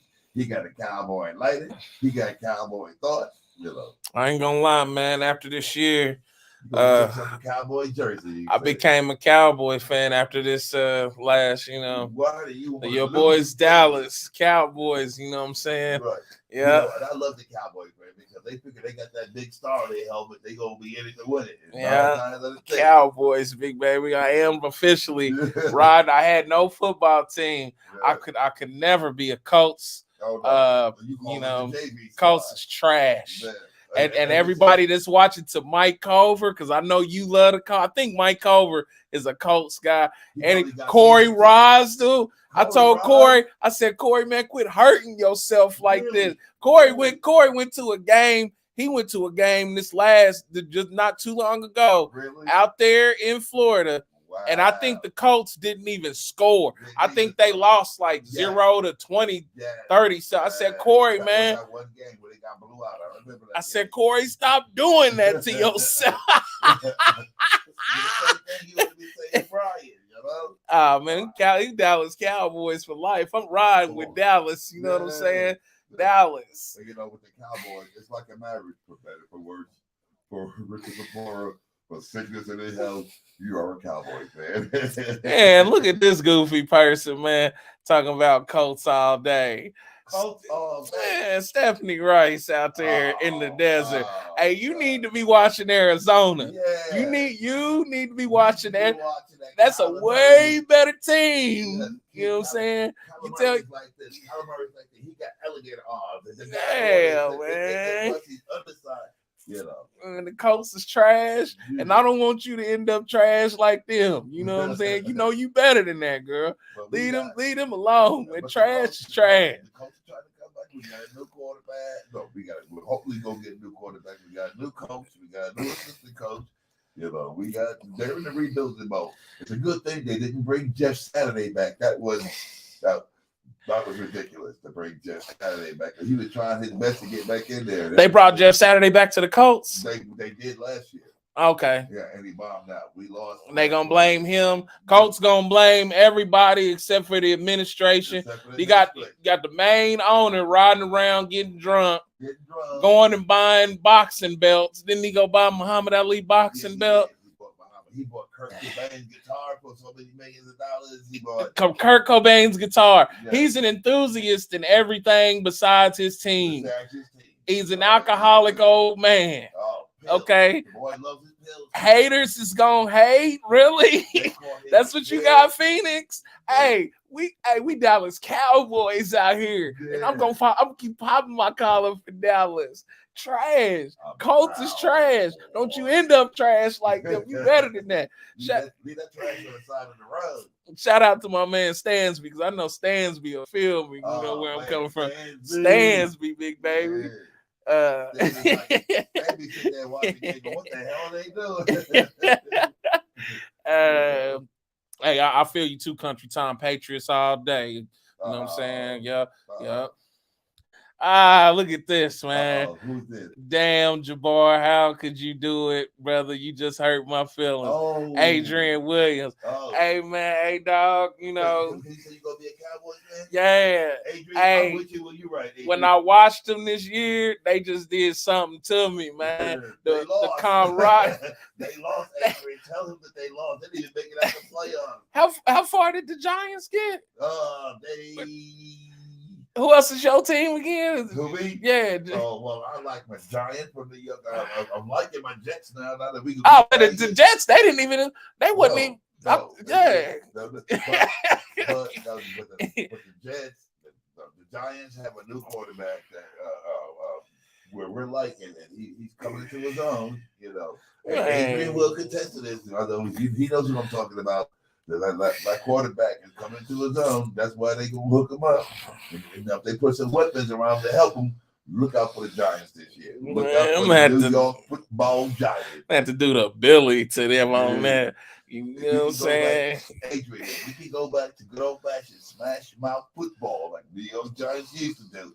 You know, back when it was our daddy's team. You know, that's when they had the helmets with no grill, the leather helmets. The leather helmets. Oh, shit. Eli Manning. We won a couple of championships. We ain't no slackers. We had Tyree. We had the guy who, if you see the play when he threw that ball, that boy caught the ball on his helmet. Adrian knows what I'm talking about. Ran it for a touchdown. David Tyree. Adrian, no. Adrian, talking about play. That was the play. Tell him, Adrian. Tell him. He said Dallas, hell no, them folks big time trash. Yeah. Every year it stayed. Adrian, they was one of the last teams out there. Come on, dog, man. Adrian, Then Corey, D-Mac, and myself riding with the. And then absolutely, Corey, man, y'all trash, man. Don't turn yourself into trash like that, man. I just can't ride for no people that just lose. What I'm supposed to do? They gonna just keep losing, and don't nobody care in the administration. They just gonna keep on losing, and then they go and recruit. Look what they did to Andrew Luck. Andrew Luck lost his mind. They said he lost his mind. He got tired of getting killed. Yeah, they said, man, he lost his mind and went off, and I guess he doing color painting and shit now. I don't know. This is what the coach did to him. You know what I'm saying? Like, damn. After Peyton, Andrew was on time. Andrew talking about we were protected him. That was our problem. We had something special. We never protected him. We didn't get an O-line to keep him upright, and I'm with it when he's right. Pay me, and then I'm done. I mean, if I get killed back here, my God, if I get killed back here. Listen, the Billy, big man, Billy, get out of here. That's when you throw your. The Billy comes from this movie called Hocus Pocus, where this zombie dude, he was just tired of this chick, and he just throw his hands like gone. You know, God damn. Yeah, that's what I'm doing to them, doing the Billy to Corey Ross, to Adrian Williams, and Stephanie Rice at the same damn time. Man. This is the best thing about sports right now, football, because the NFL is all year round. There's always something, and you know, the NFL is a license to print money. Them guys can make money out of anything. I don't know if you heard on top of this, Mr. Roger Goodell, the commissioner, just got a 3-year extension, $64 million a year. Yes. The world's most hated commissioner. Every time he comes on stage, people boo him, players hate him, fans hate him, you know. But yeah, they are the owners. We're talking about hyping him up for another 3 more years at $64 million. The guy has got more money than God right now. Yeah, but they want to put him back in the mix. Yeah, put him back in the mix. Man, look at Corey and Adrian. Both of them saying the same thing. What? Dallas has not won a Super Bowl since 1996. I told you that. Come on, bro. 91. I told you that. I'm gonna get a I got a nice little cooking pot back in here. Yeah. It's a big old pot. One episode, I'm gonna get. Matter of fact, I got one that's big, but it's a pan, so you can really see down. I'm gonna put it right in the middle of the table. Get a Coats hat, put it in there, and put some lighter fluid, some charcoal fluid. You ain't gonna set it on fire. we gonna get us a couple marshmallows and have us a couple marshmallows. I might even throw me old New York Giants ball cap in there or something. Roast a couple marshmallows on the thing. You know what I'm saying? I'm saying, if you want to put your money on anything, Aaron Rodgers, put your money on the Jets because it's gonna be Aaron and the Jets. Aaron. Yeah. Aaron and the Jets. Look, Brandon Smith, the Colts ruined Peyton Manning as well. Absolutely. Yes, and he goes off, and just to prove him wrong, goes to Denver. Yeah, they lucky, man. He left from the hospital here because I would have took the hospital on with me. Yeah. And them kids, fuck them kids in there. I love y'all. I'll give y'all a couple signed jerseys, but I'm taking the name off the building. It's moving to Denver. That's just how trash it is around here. It's trash. Wow. y'all need to fix the potholes around town, and then we can talk about bringing my name back on the building. Boy, this town is so bad when it comes to these potholes because the weather is so crazy. It's warm, it's cold, it's raining, and the next thing you know, I'll jump the potholes. Man. So on top of that, now we got the NBA winding down. So okay, you got to worry about your seedings. The West, it seems to be, kind of wide out there, but in the East, you got Boston Celtics. You got the Memphis Grizzlies. Honey, shout out to Memphis. You got who was it? There's one more. There's a couple of more. But those are the top seeds. Boston, Memphis, Cleveland. Cleveland is coming up. So Grizzlies we got a clutter up on the East. Grizzlies at number 3, says Adrian Williams. Yes. I tell you what, don't bet on the Cowboys if you a gambler, man. Come on, A-Dog, man. A-Dog, tell them to take the wallet out and lay it on the table. That's what you're going to have to do. Because Dallas ain't going to win that. They ain't going to win that.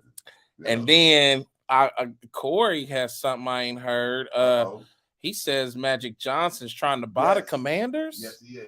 Magic Johnson is getting the group together. Because they're trying to get rid of Daniel Snyder. For those who don't know, Snyder has been convicted or has been, alluded to having unsafe work practices, sexual deviance.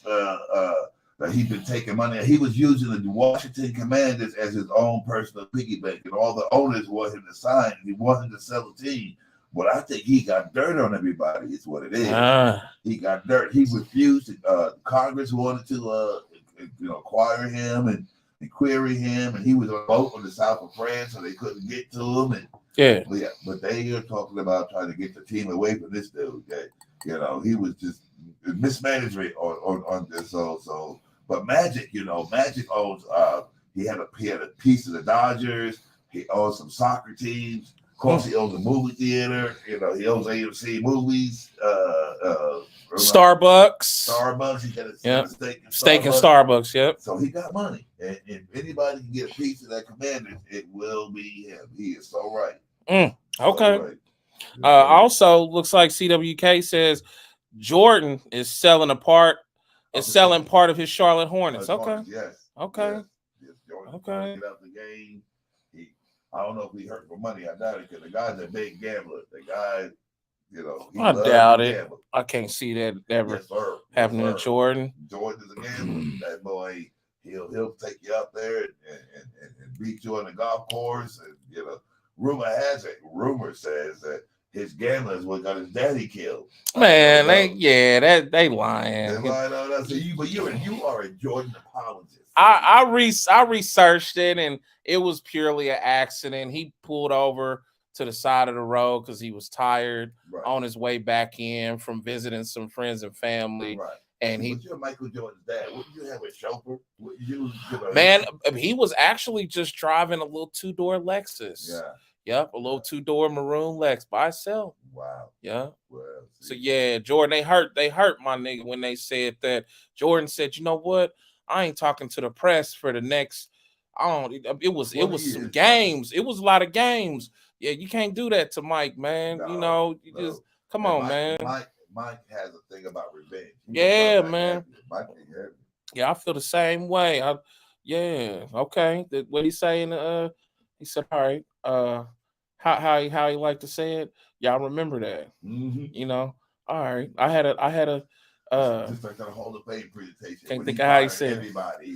Everybody that Yeah, all the doubted way him. to the coach back in middle school. Yeah, Every man. coach that doubted him, he was like, "Oh no." Yeah, you watch. You remember when you didn't give me a chance? You remember? Yeah, give it to him just like that too, because I don't forget nothing. Now, you love me, and I love you back. Right. But to those that didn't show love, there will be no love shown. Okay, He takes no prisoners when it comes. Off with limbs and heads, big baby. Boy. And I don't forget. Then I shake your hand and good sportsmanship after I'm done. Yeah. I don't know if any of my podcast fans or fans of the women's teams, because IU women, our Boilers and Hoosiers. But I don't know if our Hoosiers are still in it, but they mind that. But the women are balling. If you're a big fan of the NBA and the women's college team, the women are balling. The women are balling. Yes, they're number 1 seed and they're still playing. So okay, yeah, I know. Who is? The IU women. Are they? Yes. Number 1 seed? Number 1 seed. Yeah. Yep. So okay. You gotta watch that. They will determine theirs after the men. But yeah, the women are still balling. Not every team in Indianapolis is trash. It's only a couple that's trash bag. The Pacers, they kind of, trash bag. Yeah. The Colts, the hefty 6-sack trash bag. Right. Yeah, man. So the Soul is a soccer team. I think they're good. Yeah. The Indians, they're getting ready to start up their preseason. So, I don't know nothing about them. You don't know about the Indianapolis Indians right now? I ain't really studied them or nothing. Right. Minor league, but I know they was some players up in there. I heard, some good players. So right. Yeah. And then it turns out I talked to my sister, my nephew, who is a great ball player, young boy still, couldn't get on in the United States because of the color of his skin. She says because he's a dark-skinned brother that he could not get on for and this guy went to college for it, and he's a great player and stuff. He's gonna go play in Switzerland, she said. Oh wow. Switzerland. I said, wow. Really? He couldn't get on. I said, of all the teams we got out here, all the AUA teams, all the, independent league, all these, they won't give a black man a break, Damn. That's what my sister's saying, Miss Patricia White. She said her son has to go to Switzerland in order to try to get a break, try to get onto a team. And get on. Damn. But this is his life. He loves baseball. This guy eats, sleeps, and breathes baseball. Then he'll make it. He'll make it. Went to college and stuff, and even he's from North Carolina, Greensboro. One of the most racist. Yeah. Don't let the white guy get ahead of the black guy. The black guy is way better. Yeah. He could not get a chance to get it, so he's gonna have to go play in Switzerland. Yeah, he'll make it. As long as he got the heart, he'll make it. Oh, he got the heart. Yeah. He's got the heart. He's only like 27, 28. So he got the youth and he got the heart. Youngster. Yeah. Yes. His name is Mr. Gregory White. They call him, I think, Greg Ramel. So if you hear a name out there, sports media, sports fans, if you get a chance and you hear about my name, Greg White or Ramel, that's one of ours. That's one of our up and comings. Let's give him props, let's give him praise. Man. Let's hope he comes back. Shout out to Miss Pat's son. Miss Pat. Shout out to Gregory White. Gregory White. Yep. Gregory White Jr. Gregory White Jr. Yes, sir. Balling on him. Get that boy a bat and a ball. Watch magic happen. Absolutely. Yeah. All right, y'all. Sit back. We'll be right back in 2 ticks. Don't go away because we got some heat and some good shit coming up right after this. So sit back. We'll be right back.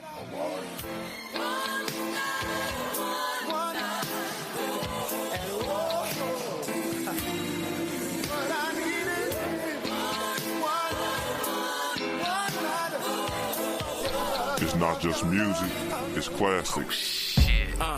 Okay, I got some game for you. I got some game for you. I got some game for you. Omega versus Omega. I got some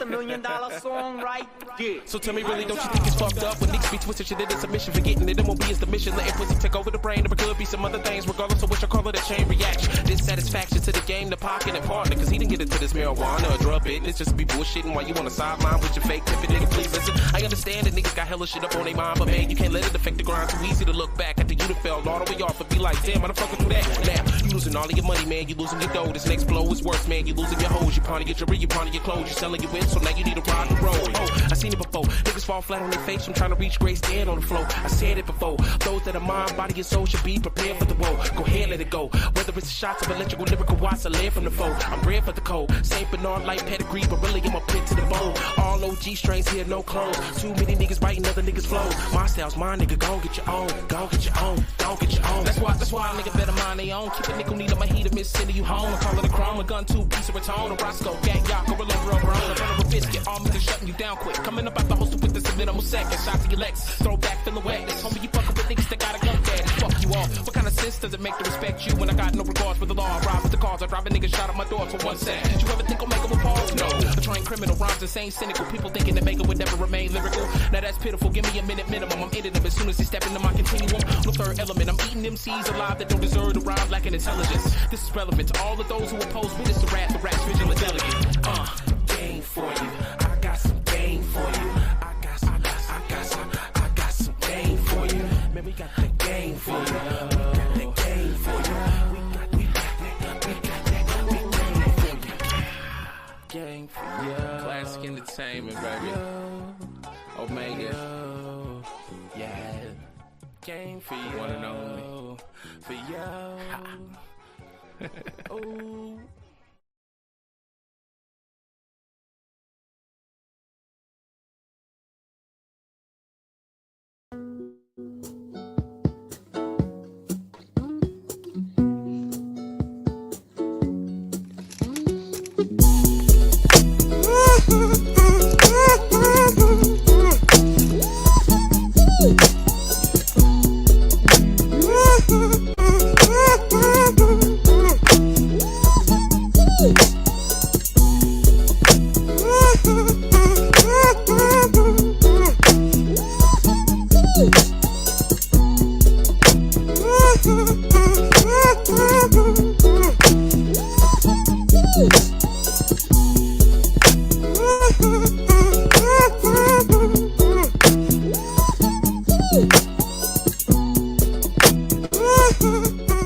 Serving only on CrossFaded.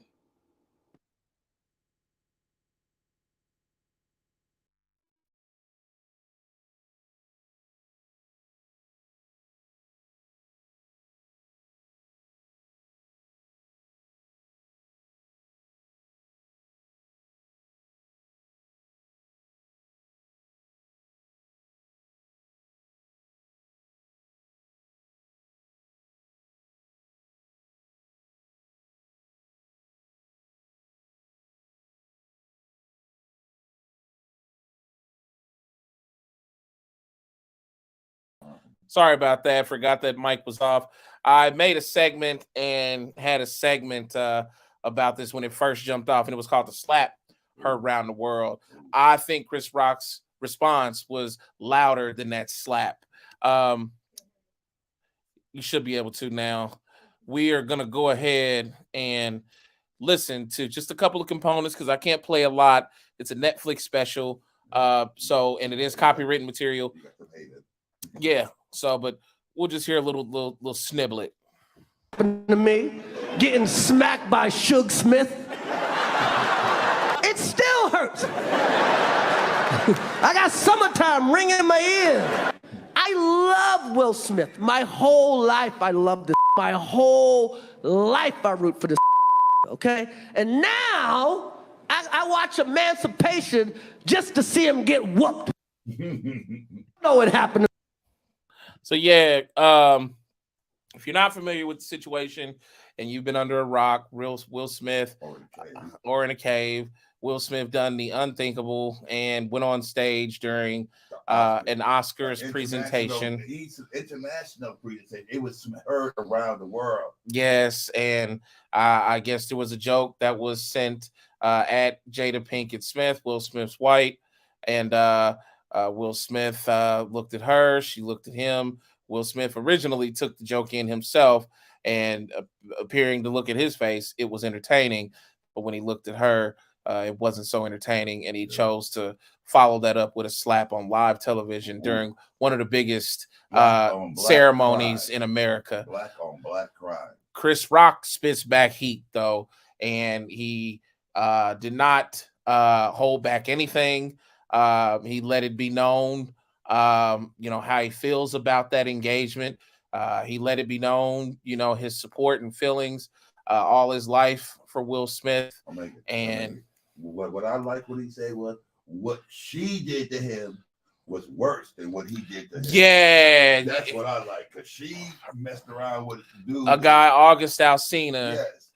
Yeah. Her son's friend in the house. She messed around with this dude. She hurt their relationship. Although they were known to be swingers. Yes. They live an open relationship. I guess that was something that was brought to the internet's forefront during Jada's show, the Red Table Talk or Red Table Talk, and her and Will had a very serious conversation about it, where you'll see if people came to tears. Well, Will mainly was in tears, and it was about her sleeping with August Alsina, who would later on earlier this year, come out as a gay man in love with another man. Shout out to August Alsina though, bringing that to the forefront. That was very brave and to be respected, because you're an R&B singer, and as an R&B singer, your crowd and your entire business exists on the reaction to women and how they take in your product, how many concert tickets they buy, albums, downloads, and streams that they purchase and listen to. And for him to come out and take a chance on his career and him taking a very big hit and being looked at in a negative light was very brave of him. So I don't want to talk too much about it, because I don't want Will to come knock on the door and give me a face plant. This podcast might be the one. Somebody might pass this podcast on, and Will's like, they're talking about it, and we come to the house and introduce Omega to her slap. But I know Omega put a bullet in him. Oh man, I couldn't hurt the Smith. You couldn't hurt the Smith. I couldn't hurt the Smith, but in West Philadelphia, you better sit your ass down. Don't bring that shit around here. And don't bring that shit around no more award ceremonies. All right. I did watch Emancipation, which was a very, very good film about an African, or he was not an African, he was a French African man, I believe. And he was the picture of him is in our history books. He's a brother where he has all these whips on his back. I remember being in school and in U.S. history and seeing that picture of him, and he's sitting with his hands like on his waist with his back to the camera, and he's kind of looking over his shoulder. So whatever his name is the guy who Emancipation is all about, and who of which Will Smith plays. So that's what Chris Rock means when he said, I'm watching Emancipation and now I'm rooting for him to get whooped. But yeah, man, good movie, and glad Will came back, and also not to mention Bad Boys 4 is in the making as well, so they picked that back up for Will. And not to mention also a big footnote about Bad Boys 4 is you got Wallow and Gilly the King from $1 Million Worth of Game featuring in Bad Boys 4 as two cops that work underneath Will and Martin. That's going to be magnificent. So just a footnote, but Bad Boys 4 back in production and going. It looks like Will's career is slowly picking up, but never a fan of the franchise, but if he can come back after this, yeah, I'll give it to him. I feel he can. I feel his space for him to be forgiven. But man, keep your hands to yourself, Will. Yes, and I think the title of Chris Rock's stand up is aptly titled selective outrage, because I feel that Will knew that he could do that to Chris. I don't think Will would have done that if Dwayne the Rock Johnson had been present. And I think Will probably would have just stayed in his seat and sat his ass down. Right. I heard Howard Stern say the same thing. If it had been The Rock, he wouldn't have. Did he? Howard Stern said the same thing. Wow. If you're a Howard Stern fan, if you know Howard Stern, and I love him, but I don't get to see him, so that's crazy. He would say that. He said the same thing. Look at that. He said nobody, if it was The Rock. Yeah, he wouldn't have done that. He wouldn't have done that. Selective outrage, you guys. Right. And I understand, that title is very aptly titled. If you have Netflix, go watch that Netflix special. Chris Rock touched on a plethora of issues dealing with selective outrage and himself and others that he knows. He and I grew up in New York. We grew up in the Bronx, so we knew about bullying. I was the guy being chased to the school bus because I had glasses and I was in the so-called special class because I had to have my print put up, and we were chased to the school bus every day. We were bullied. So watching the Chris Rock show and stuff, I know exactly what it was humiliating. And the sad thing about it is, that's an Oscars highlight reel. Every time when you say that the best of the Oscars is going to be Will Smith smacking this man, and he's never going to be able to erase that. That's out there in the Eastern Sphere, and he can't come back from that. Nah. He can't come back from that. And I feel for Chris Rock at that point, but I didn't like the special. This is my opinion, because I sat on my seat the whole time waiting for him to go into it. He waited for the last minute and a half to say something. He had to have his new material, and I understand that. He was paying, Netflix was paying him, so many millions of dollars. He had to fill the content, but I just thought he could have did a little bit more. If I was me, I would have, being an ex-New Yorker and having to go through like that kind of stuff that he went through, I'll be the first one to pull my pistol out, put a couple of caps in the boy, like like the NBA players and the football players, keeping it real. That's just and Chris said, you know what? I could kill your motherfucker, man. Chris Rock saying that. I heard him say it. You know what? I'll be through. Yeah, man. I felt like, he dug in on his ass, and I wouldn't be afraid, Chris, if you did a whole another set with a different group of jokes on his ass. I open the show with it. Don't make him wait to the very end and just get a light dust day, because I was like, well, I felt like that. I was like, come on, Chris. This man smacked you on international TV. He'd be quick fried and freaking Z'd. He'd be served up with some hush puppies and some fries. I'd roast his ass.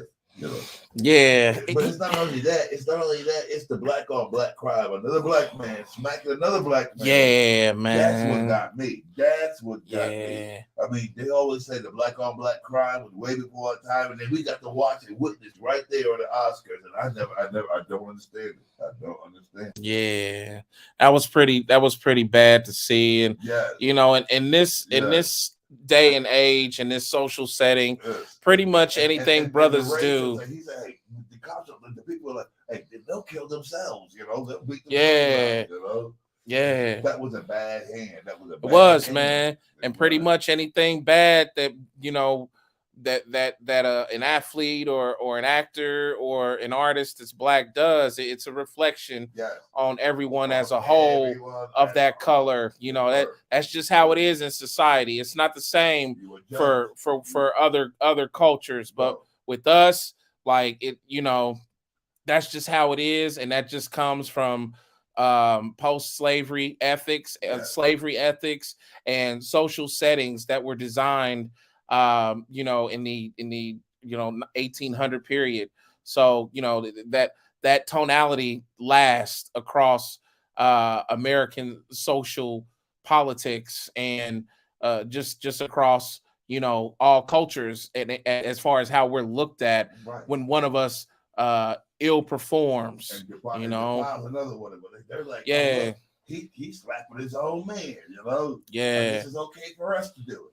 Yeah. And speaking of which, if we can change the subject quickly, what about the cop in Memphis, the one that beat that boy to death.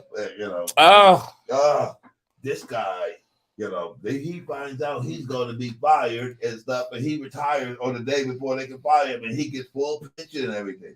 He stood right there and watched the boy get beat down in Memphis, and he was able to get out. He didn't know prosecution. He got his full pension. Which cop? What's it? Adrian, tell me what cop he's talking about if you know. Adrian knows. Adrian's on it. I know he. They caught about 7 of them. The EMS, the paramedics, they caught everybody, but this one cop, this one guy, I can't remember his name. I'm bad on names because I can't see him. But this one cop knew that he was going to get it, and he retired on the day before they can get him, and he was able to retire with full pension, full benefit. Help me out, Adrian. He's digging. I can see he's digging for it. Adrian, though. Shout out to Mr. Bobby Pickle. Thanks for tuning in to Twitch. And yes, sir, you're in the right place. And yes, we are to answer your question.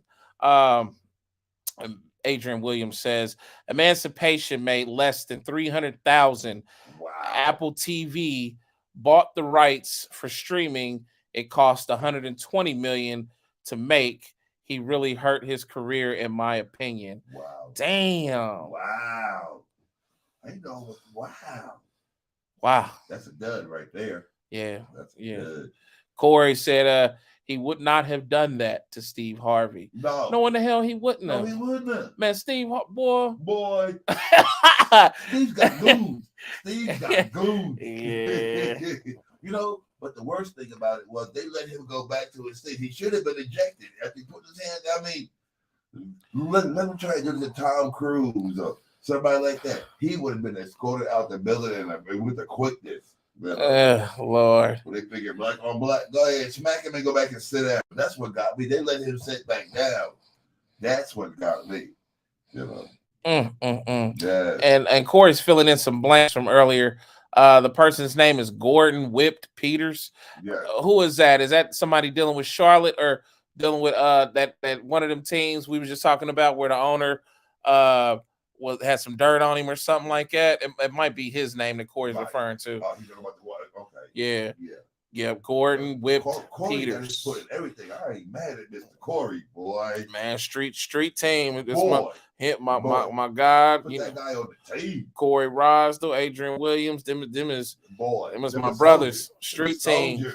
Yeah, my brother and cousin, my street team guys. They go out there and they get the word. They dig it out the pavement. They got the pavement. But yeah, that's what got me. I'm still saying. Everybody else might have got indicted. They might have got charged, but this motherfucker, on my French, but he was able to retire before they was able to get his ass. Wow. Standing there as Mr. Was it Nichols? Was it the guy? No answer just yet. Adrian's probably looking. So I think he was the only white fella out there, wasn't he? Because the rest was brothers. All brothers. Yeah. Yeah. Yeah. But he was on the scene. They got a picture of him standing on the scene.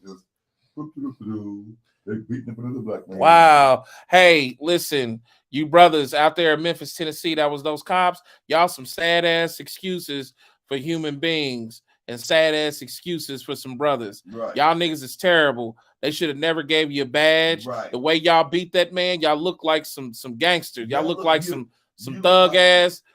Some thug ass gangster disciples or some kind of Bloods or Crips. The way y'all beat that man, and he wasn't even a man. He was a young man. He was barely a man. Right. He was damn near a kid, and y'all held him and beat him like that to death. Y'all ain't shit. Just to let you know that, and you can tune in here any Tuesday, and I'd be proud to tell you that you ain't shit.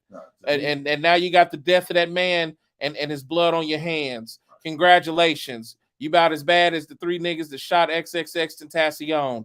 They should have put y'all in a cell next to them because you know what they do to police when they locked up in prison. Ooh, they beat their ass every other day and also do other things to their ass. And that's what you guys deserved. For sport. Yeah. The man from Emancipated. Okay. The one the movie was made about. Okay, so that's who Gordon Peters. That must be that must be Will's character from seen the movie. Yeah. Dwayne Smith is the retired lieutenant that bailed out before justice was served. It says Adrian Williams. I love the way he said that. Before justice was served. Well, sir, Yep. he got his full pension. He wasn't on the spotlight. He didn't have to go. He didn't have to answer to that. He stood around and watched them beat a brother to death. It's okay. You can run from legal justice, but a lot of times civil justice will come and get your ass. Civil justice will come, and then when they fail, cosmic karma's on the way, and there's nothing you can do to dodge that. Cosmic karma, that's that bullet that just came through your kitchen window. They got the video of it. Say, Dad, you can talk to your kid, Dad, why did you stand around and watch this man get beat to death? And you know, you was able to stand around and watch it. You wasn't trying to stop it. You wasn't trying to, you know, explain that to me, Dad. Explain that to me. Dwayne Smith was apparently black, according to Adrian. Really? Yeah. The cop that got away with it? I believe so. I believe that's what he's saying. No, I think it was a white guy. Adrian, do your research. Recheck for me, brother. I think he was a white cop that they were shielded. It was a shield thing. He's doing. I could be wrong, sir. I could be wrong. He's doing it. I trust you, Adrian, because you're a Giants fan. So that's what they are. A gang in blue. Them guys is gangsters with badges. Yep. And going back on the same mentality from hunting down the slaves back in the day, you know. Mm-hmm. Let's chase them back this way, you know. Yeah. Man. Yeah, man. Well, that mess of a situation brings me to the next episode. This next subject, actually, which is our big dummy of the week. Big dummy. Yeah. Big dummy of the week, ladies and gentlemen. And where that come from? The heart.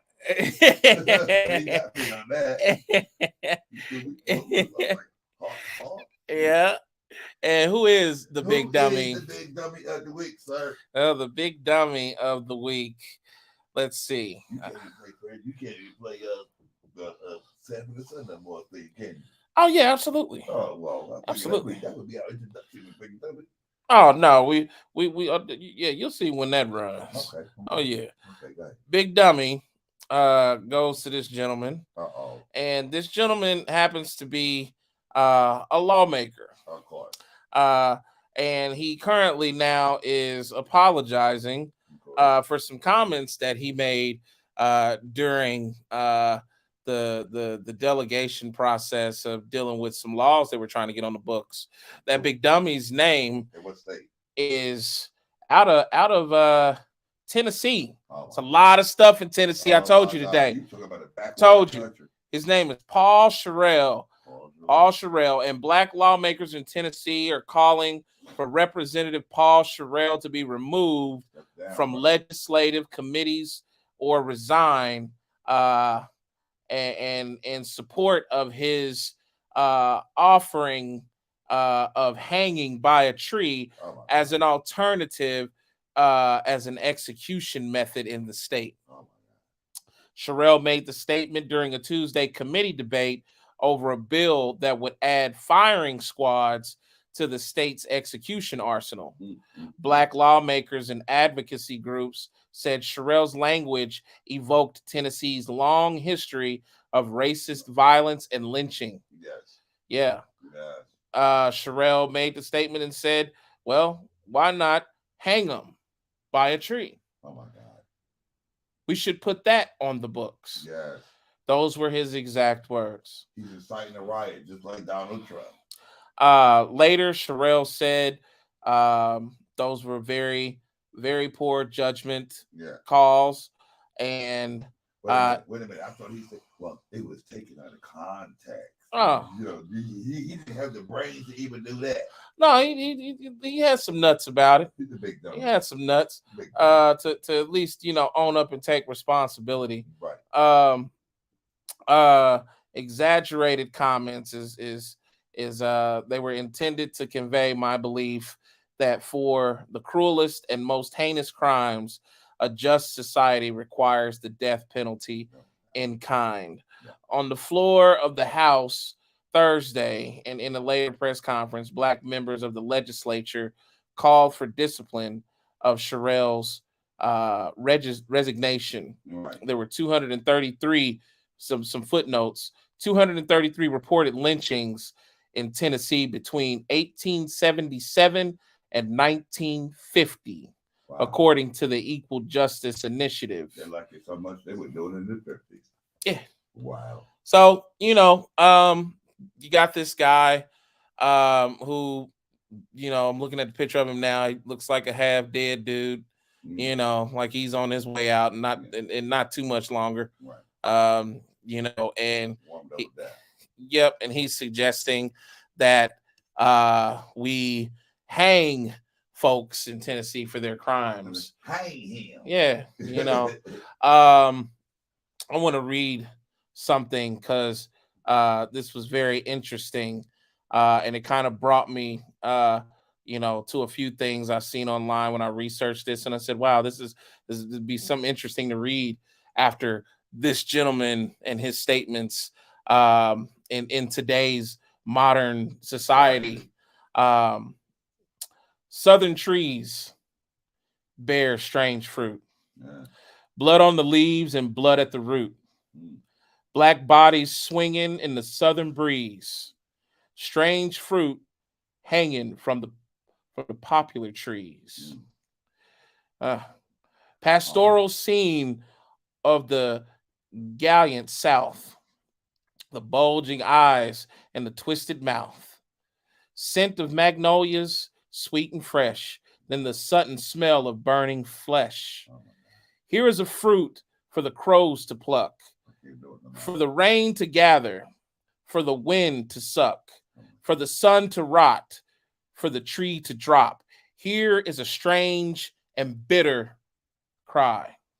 Strange fruit from the great late young lady. I'm sick to my stomach. What's my lady's name? Is that Maya? That's not Maya. Lena Horne. Lena Horne? I think that's Lena Horne right there. Is it? Horne. No. It ain't Lena Horne. It's Not Maya? no. She's a singer. Yep. Ah. And shame on me for not having that ready. My equipment's been acting a little goofy today, folks. But if you know, you got a podcast. Don't come back and tell you where. If you know who's strange, Billie Holiday. Billie Yes, Holiday. yes, Thank you, Melissa Yes. Thomas. Yep. Billie. Strange fruits. Wow. Yep. Hanging from the trees. Black bodies swinging in the summer breeze. Strange fruit indeed. Wow. We are not that far removed from those days that Billie Holiday made this song in a time of which the suggestion of castration of black citizens, black men, black male citizens, was not out of the question and was a pastime for a certain group of people. And some of those people and their offspring and their beliefs still live to this day. And perpetrate the life to this very day. Exactly. And when you find yourself venturing into the southern territories, going down into the deltas of Mississippi and in the streets of Tennessee and Alabama and the red clay, you're sure to find sundown towns. The Bible Belt. Why do they call it the Bible Belt? I thought the Bible, you're supposed to have such a passion for it. I guess you have to only be white to get that compassion. Yeah. I mean, it was a control ethic for us. So but yeah, man. Unfortunate beyond that. Disgusting beyond that. Wow. This man's words come out on the legislative floor while we're deciding the lives of criminals who I'm sure the majority of are black. Right. When you look at he has to be a Republican. He has to be. I'm not sure. A Democrat can't come out like that. A Democrat cannot come out like I'm willing to bet he is. Really? Yeah, chances are. Yeah. So just a reminder to let people know how we are not that far removed and how there are many people, especially inside of the mechanics of the law, the in the very important and high places where they're deciding laws that we are to live by. Right. These are the opinions of some of those people Right. that are in that interior. It's not even that. It's voting laws because they're trying to repeal the voting laws. They Mhm. already got rid of abortion. You know, then now they're trying to kill the abortion pill. You know, Arizona is one of them. Wink, wink, Stephanie Wines, wink, wink. You know, Yeah. You know, they're trying to take women's productive rights away. I hate to be that political guy, but you know, Yeah. it's not about our living; it's about our dying. Yeah. That's what it is. Yeah. That's what it is. It's unfortunate, man. It is. Unfortunate. So shout out to this big bag of shit right here. Please. Mr. Dumb shit. Mr. Sherelle. Correct. We have just a tune for you, sir. You big dummy. You big dummy. You big dummy. You big dummy. You big dummy. You big dummy. Big dummy. Yes. Dummy. You big dummy. big dummy. Yep. So that's what we have for you, sir. And maybe, just maybe, something will touch your heart to help what heart? To help soften. The man's talking about stringing people up by trees. He got no heart. I'm a believer in people being able to change, and because God is so powerful, brother, God will reach inside of you and change you. Brother Strong Thurman sat on the guard under Congress for 90-something years. Lived and died as a racist from North Carolina, South Carolina. Help me out, my people. Strong Thurman, this guy, you know, didn't want integration, didn't want, I don't know. The guy took it to his grave. He took his racism to his grave. I didn't say everybody. Yeah, okay. But some people. If you're listening, and if your heart is open, I'm sure that you could be available to change. And I hope the best for this guy here. I hope that he watches his, big fat mouth. I hope he be the first one to go up on a tree, the sweet magnolia. Let's smell the sweet magnolia. God has a funny way of working. I mean, his grandson lives in today's society, right? So your grandson, what you put out, you're putting that on him. So he could get shot in the head at a black house party.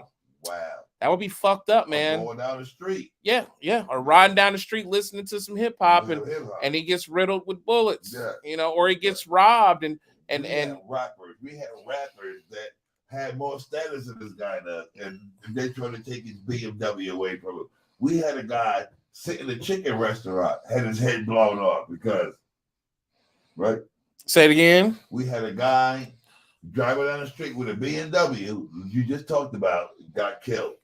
We had another guy sitting in a chicken shack and got his head blown off. Yeah, rapper. Yep. But he's a politician. Yep. They are not immune. They are not immune. They are more in the public eye than these rappers and these NFL. Yeah. You too, sir, can get served. Yes. And the holy justice, sir. The holy justice. Yeah, you Representative Paul. They could serve you up faster than you wouldn't be ready. These young guys, they running around here with Glocks with the switches on the back end of them. Shooting 100 bullets inside of 2 seconds. 2 seconds. So you're not safe. Nobody's safe. No. And when you make comments like this, the difference is Trump can make these kind of comments or a politician of that echelon, and he's got the ability to afford Secret Service and XYZs, and I mean you don't, sir. You probably have your wife by your side, and maybe a friend and some children. Please watch your big fat fucking mouth. Wow. Because you could cost not only yourself your career, but you could cost somebody else next to you their lives or their safety, or their health. Right. Or you could just cost yourself those things as well. It doesn't pay to be, racist and to spout, grotesque racial historical theory. Right. whether you feel it's justified or not. Watch yourself and be careful. And this isn't a threat because I don't know you and I don't live in your state, but don't want to, evidently. Absolutely. And but what it is just me being a conduit for God at this minute, and hopefully these words fall on your desk or your ears. I hope somebody has told you to be careful, and somebody has told you to refrain from using that kind of linguistics and rhetoric, and refrain from having yourself in the spotlight for a while as well, because it may be best. I hope you don't mind. I need to comment on the mic for a second. We got a situation right now in New York City with Mr. Donald Trump. Mr. Donald Trump got caught out there because he gave some hush money to a woman he had an affair with, and he told these people, "Hey, I'm going to be arrested. I need you to show up and protest." This is a flashback to January 6th, and it's going. And New York City is not having it. They are not having it. You got caught with Stormy Daniels. If it wasn't that bad, why did your lawyer have to go spend a year in jail? He's like, well, I'm going to be indicted, and I want my followers to go up there and protest. And you picked the wrong state. Them boys will crush that state in New York. New York ain't having it. I'm from there. I know. I know. If it's your time to go down, it's your time. Yeah. So we're keeping an eye on that, and those who follow the podcast need to keep an eye to see what's going on with Donald Trump in New York City. Nancy Pelosi says, not to be political, but this is what our podcast is about. For opening up many views, there's nobody supposedly above the law. No. Nobody is supposed to be above the fucking law. But Donald Trump thinks he is. And now he's going home to the hometown, and New York City is like, we're ready for you. We're ready for you. We're going to bring out the National Guard. If your people act up, they're going to get pepper sprayed. They're going to get covered up. And then what kills me is Mike Pence, our former governor, or whatever he was for Indiana, Mike Pence, coming to his defense. Oh, well, Donald Trump is okay, blah, blah, blah. He should have a right, but the protest should be peaceful and stuff. And since when do you know that Donald Trump's protests are going to be peaceful? He's trying to incite a riot. That's what he does. Yeah. So we need to watch Donald Trump. We need to watch what happened today, because the grand jury was supposed to happen today. If there was an indictment, he should have been arrested today. After this podcast, I don't know what happened. Yeah. Yeah. We shall see. Keep your eyes on Trump and his situation and what's going on. And we don't want him back in the White House in a year and a half, 2 years. We don't want him there. We don't. The guy is not right for America. Never have been. Never will be. Yeah. And I don't know, what I'm hearing that the charges are like misdemeanor charges. Right. Yeah, and I saw a lot of lawyer went to jail for a whole year over this. Yeah. Which tells you this guy, if there ain't no smoke, there's fire. Yeah. There's fire somewhere. There can't be no smoke without fire, or there can't be no fire without smoke, whatever you want. Man, when it comes to politicians and people of power and powerful places, they protect each other. Yes, they do. They have always protected each other.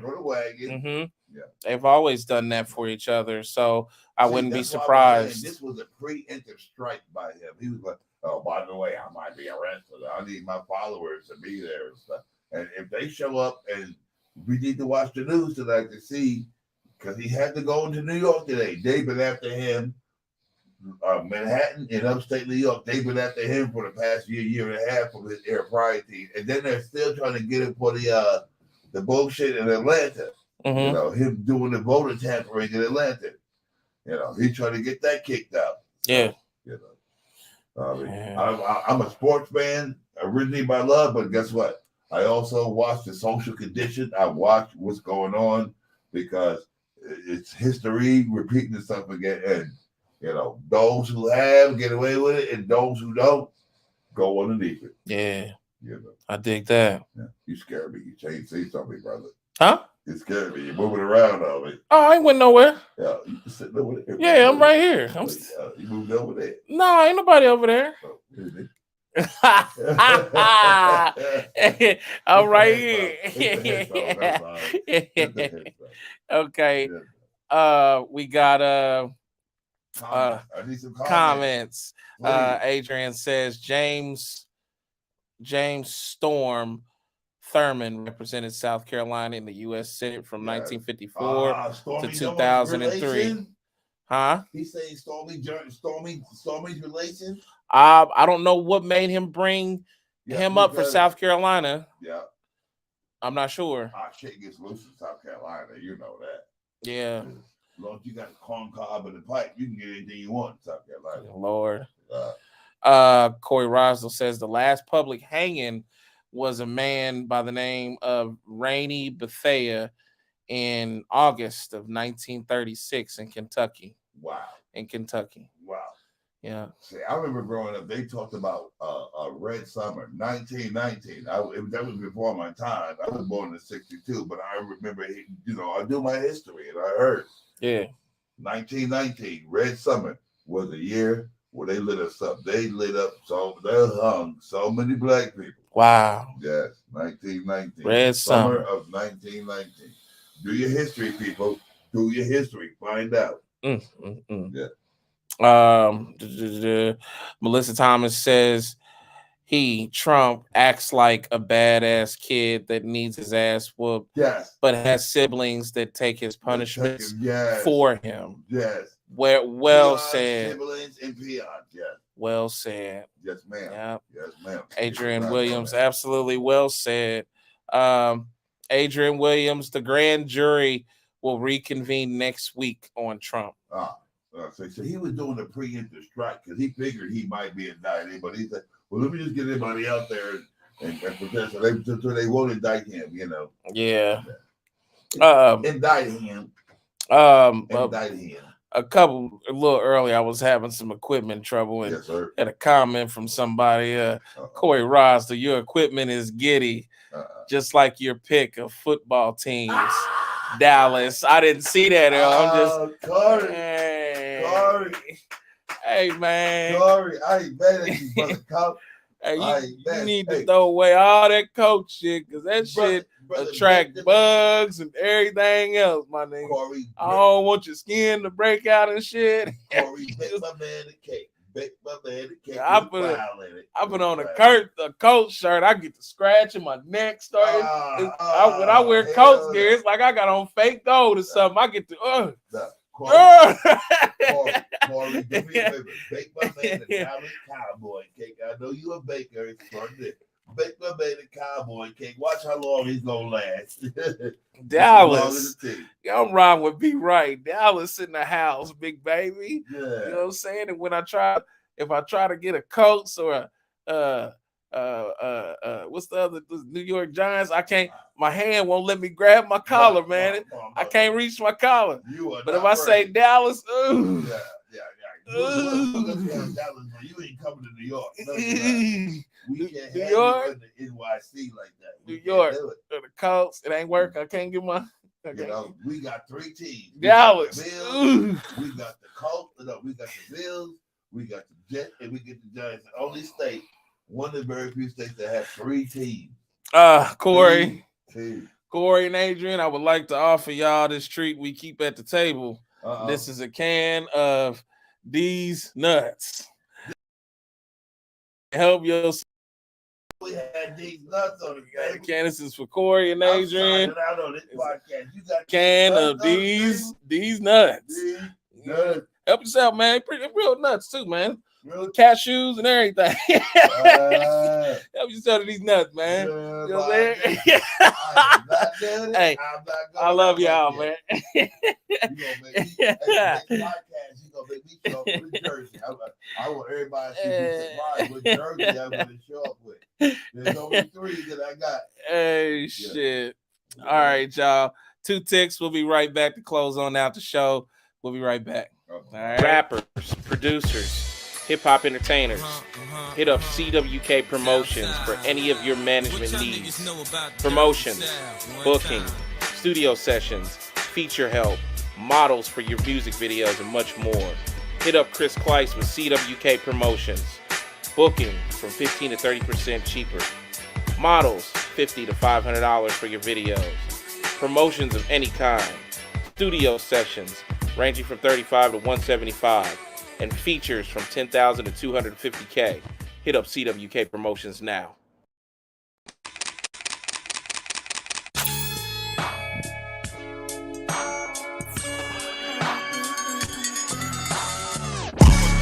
I'ma stay fresh with Kicks Casserole. Cop the latest with Kicks Casserole. Nothing less than Kicks Casserole. I'm at my best with Kicks Casserole. I'ma stay fresh with Kicks Casserole. Cop the latest with Kicks Casserole. Nothing less than Kicks Casserole. I'm at my best with Kicks Casserole. Look, nigga, I'm dumb fly. Every time the sun rise, murder classrooms with my fresh since junior high. Fucking up the cafeteria, Columbia 11 highs. Chicks cutting hella eyes while I move with a smooth stride. North Carolina from head to toe, freshest that you know, and that remains from then on into tomorrow. So I'ma stay getting figures, macking bitches, getting bigger, and fresh from head to toe with Kicks Casserole.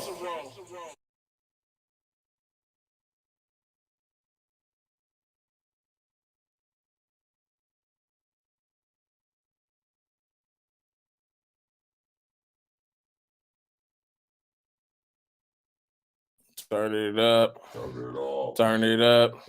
I missed my podcast. It's been 3 months too long.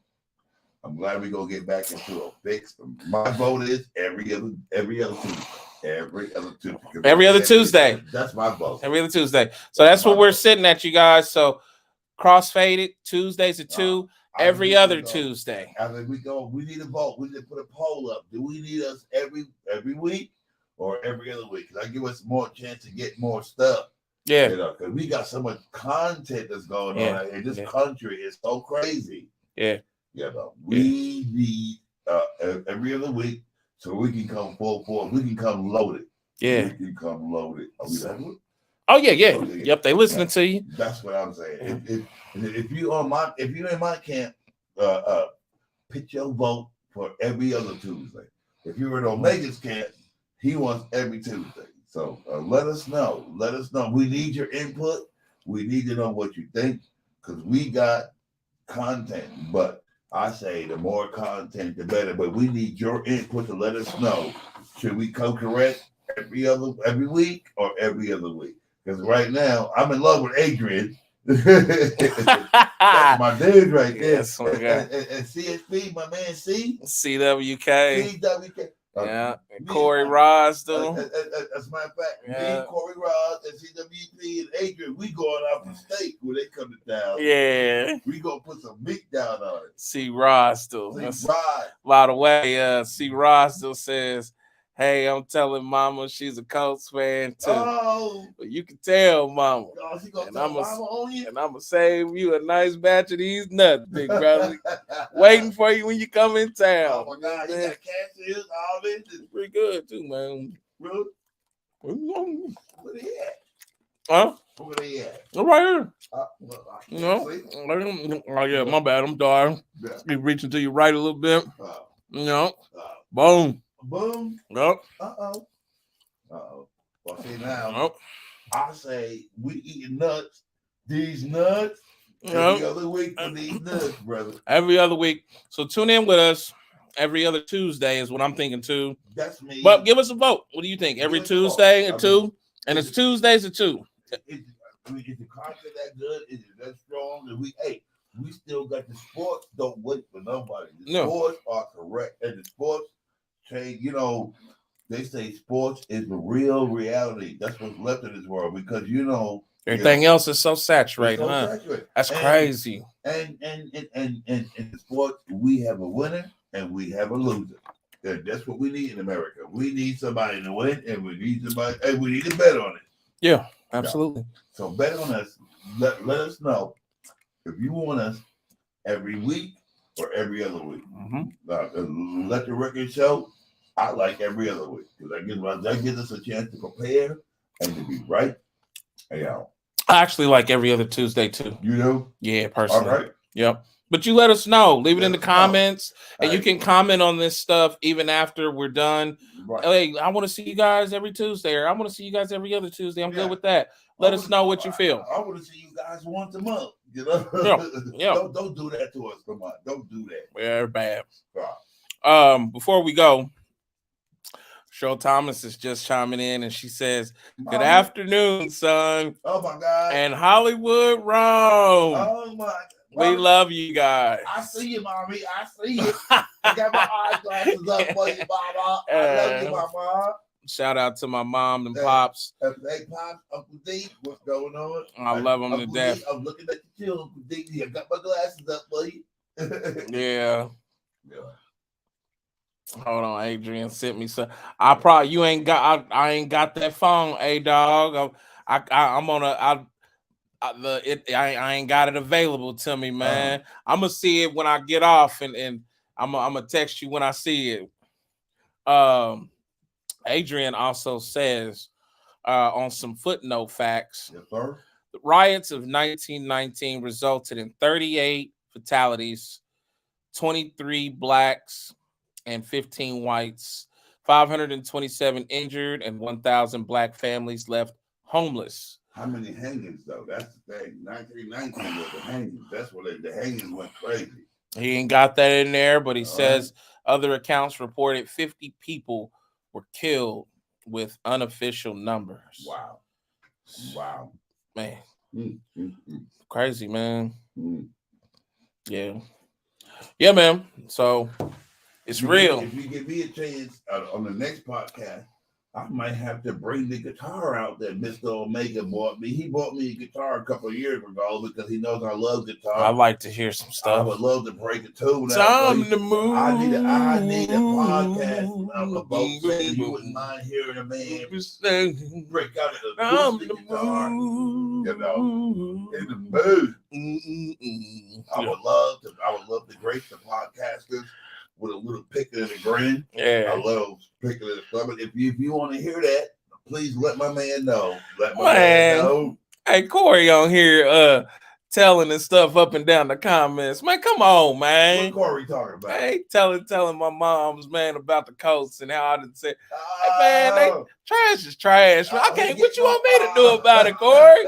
I can't do nothing about it. The man Earth say love to carry around trash. Yeah, I can't do nothing about it, man. I mean, damn. Corey. You don't tell mama about, man. Corey, the man has no problem with taking his show on the road. He likes to play the band. He fancies himself a rock and roll fan. He thinks he can play. I never heard him. You know, he gonna buy Muhammad Ali's belt. He gonna buy Kurt Cobain guitar. He got money to burn. You know, but put that money in that team, doggone it.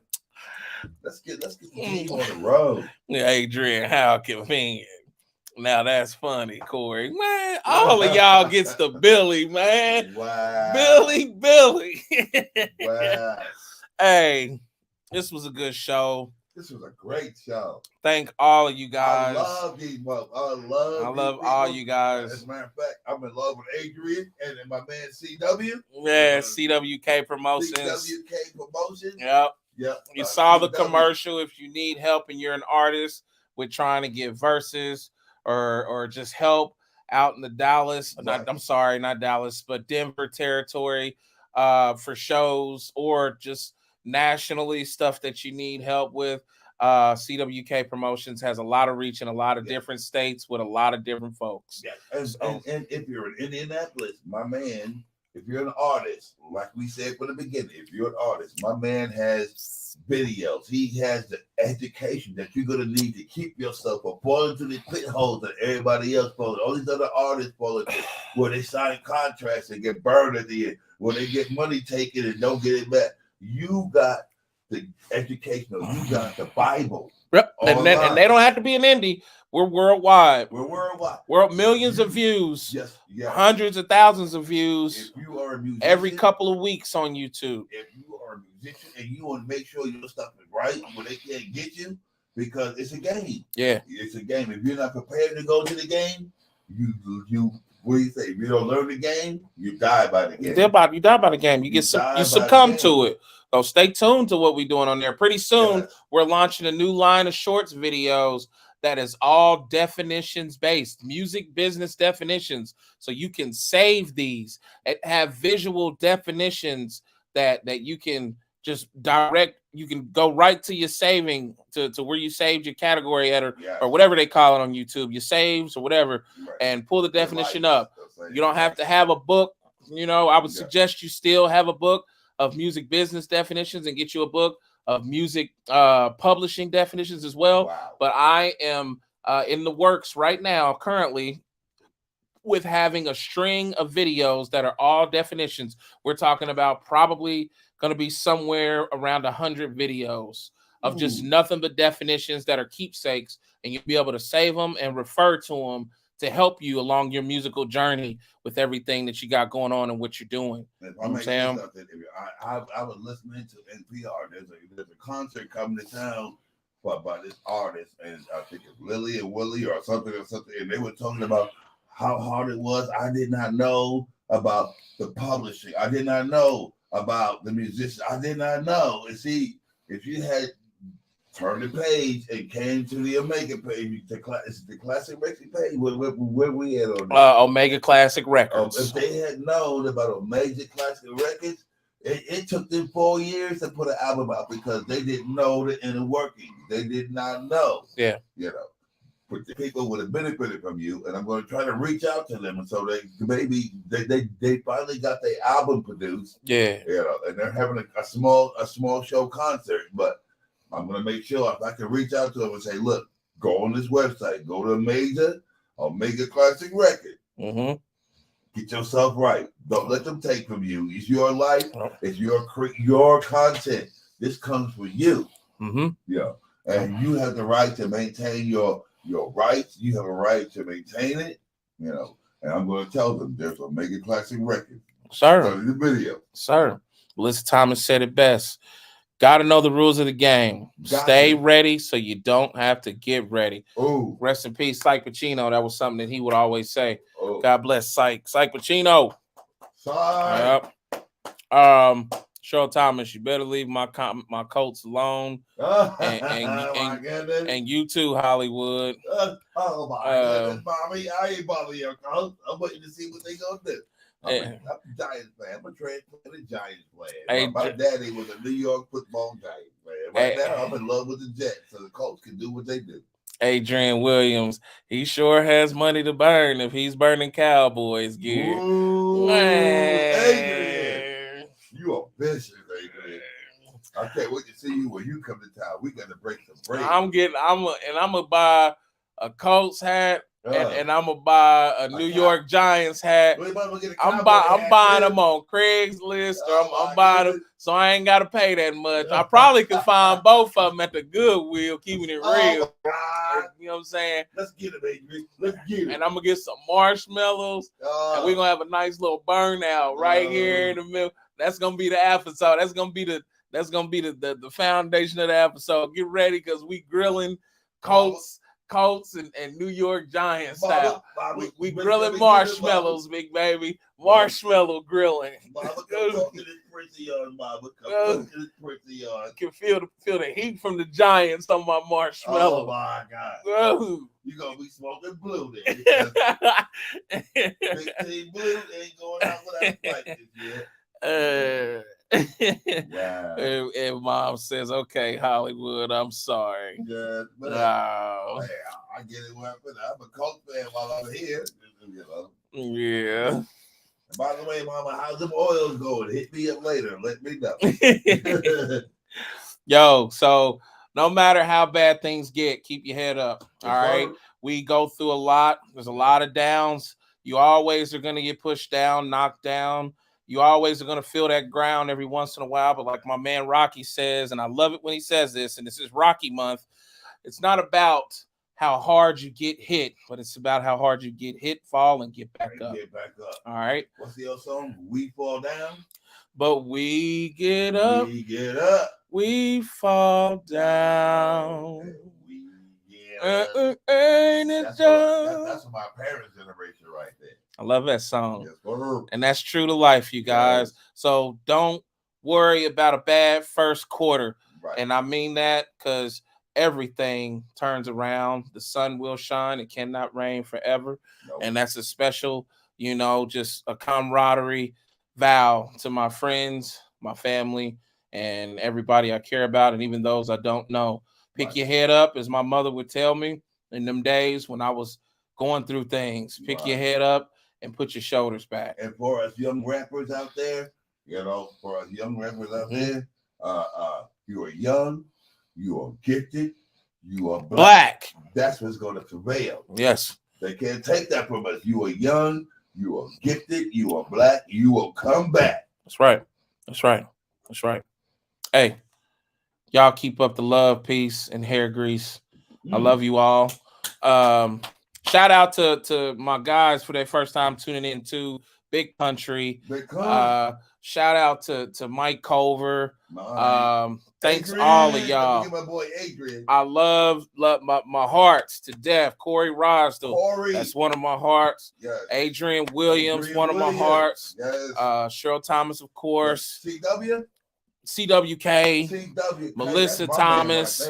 Melissa Thomas. Melissa Thomas. I want to cook her clothes and wash her food. Yeah, my hearts. Thank y'all so much for tuning in. Stephanie Rice as well. Thank you so much. Thank you, Phoenix. Mr. Bobby Pickle. Thanks for your first time tuning in, man. Keep watching us on Twitch, man. We don't get a lot of love from Twitch. We kind of tend to get a lot of love from other platforms, but it was good to see you tune in. Keep watching us, Mr. Pickle. We'll keep giving you good stuff. Yes, sir. You know what I'm saying? You might not like it, you might not agree with it, but guess what? It's in your face. It's right there. Yeah. That's right. What we do.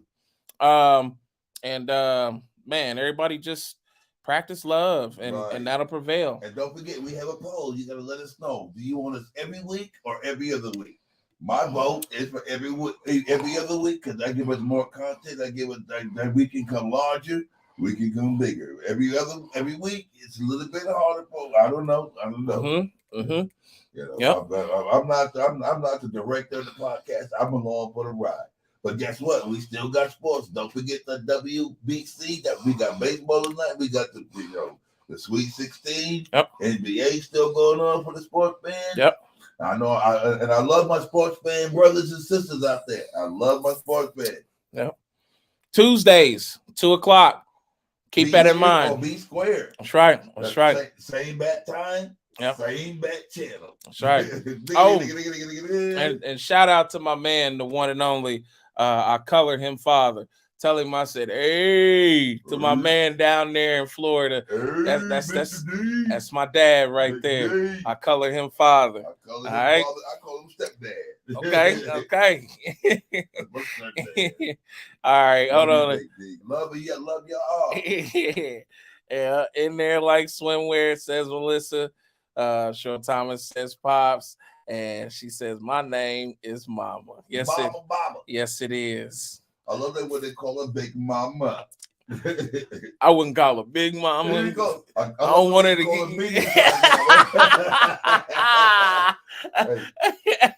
Yeah, I want nobody. Nobody no know.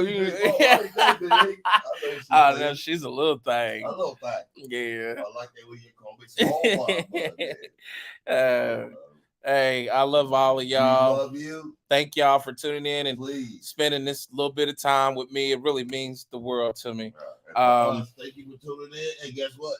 Sports go on and we go on. So stay in touch with us. All right. Tuesdays, 2:00. We'll be back. Be there. Be square. And like I said, final thoughts. Keep that head up. Ooh. All right. Because if you don't, you're doomed. All right. Keep the head up, chin up, shoulders back. God in your heart, mind, everything will pan out. Trust me. Unless you're a Colts fan. I'm out on that note. Peace. Crossfaded, crossfaded, crossfaded, crossfaded, crossfaded, crossfaded, crossfaded, crossfaded, crossfaded. Mad they never made it. Mad so now they hating. They bad for how they played it. I'm just trying to make it. Trying to hold my placement. Thanking God for the graces. Watching for changing faces. Crossfaded. This is special occasion. Subjects hotter than Cajun. Andouille and Mason. Crossfaded. I'm just a duck in the pond. Shout out to Dorian. My reign has just begun. I be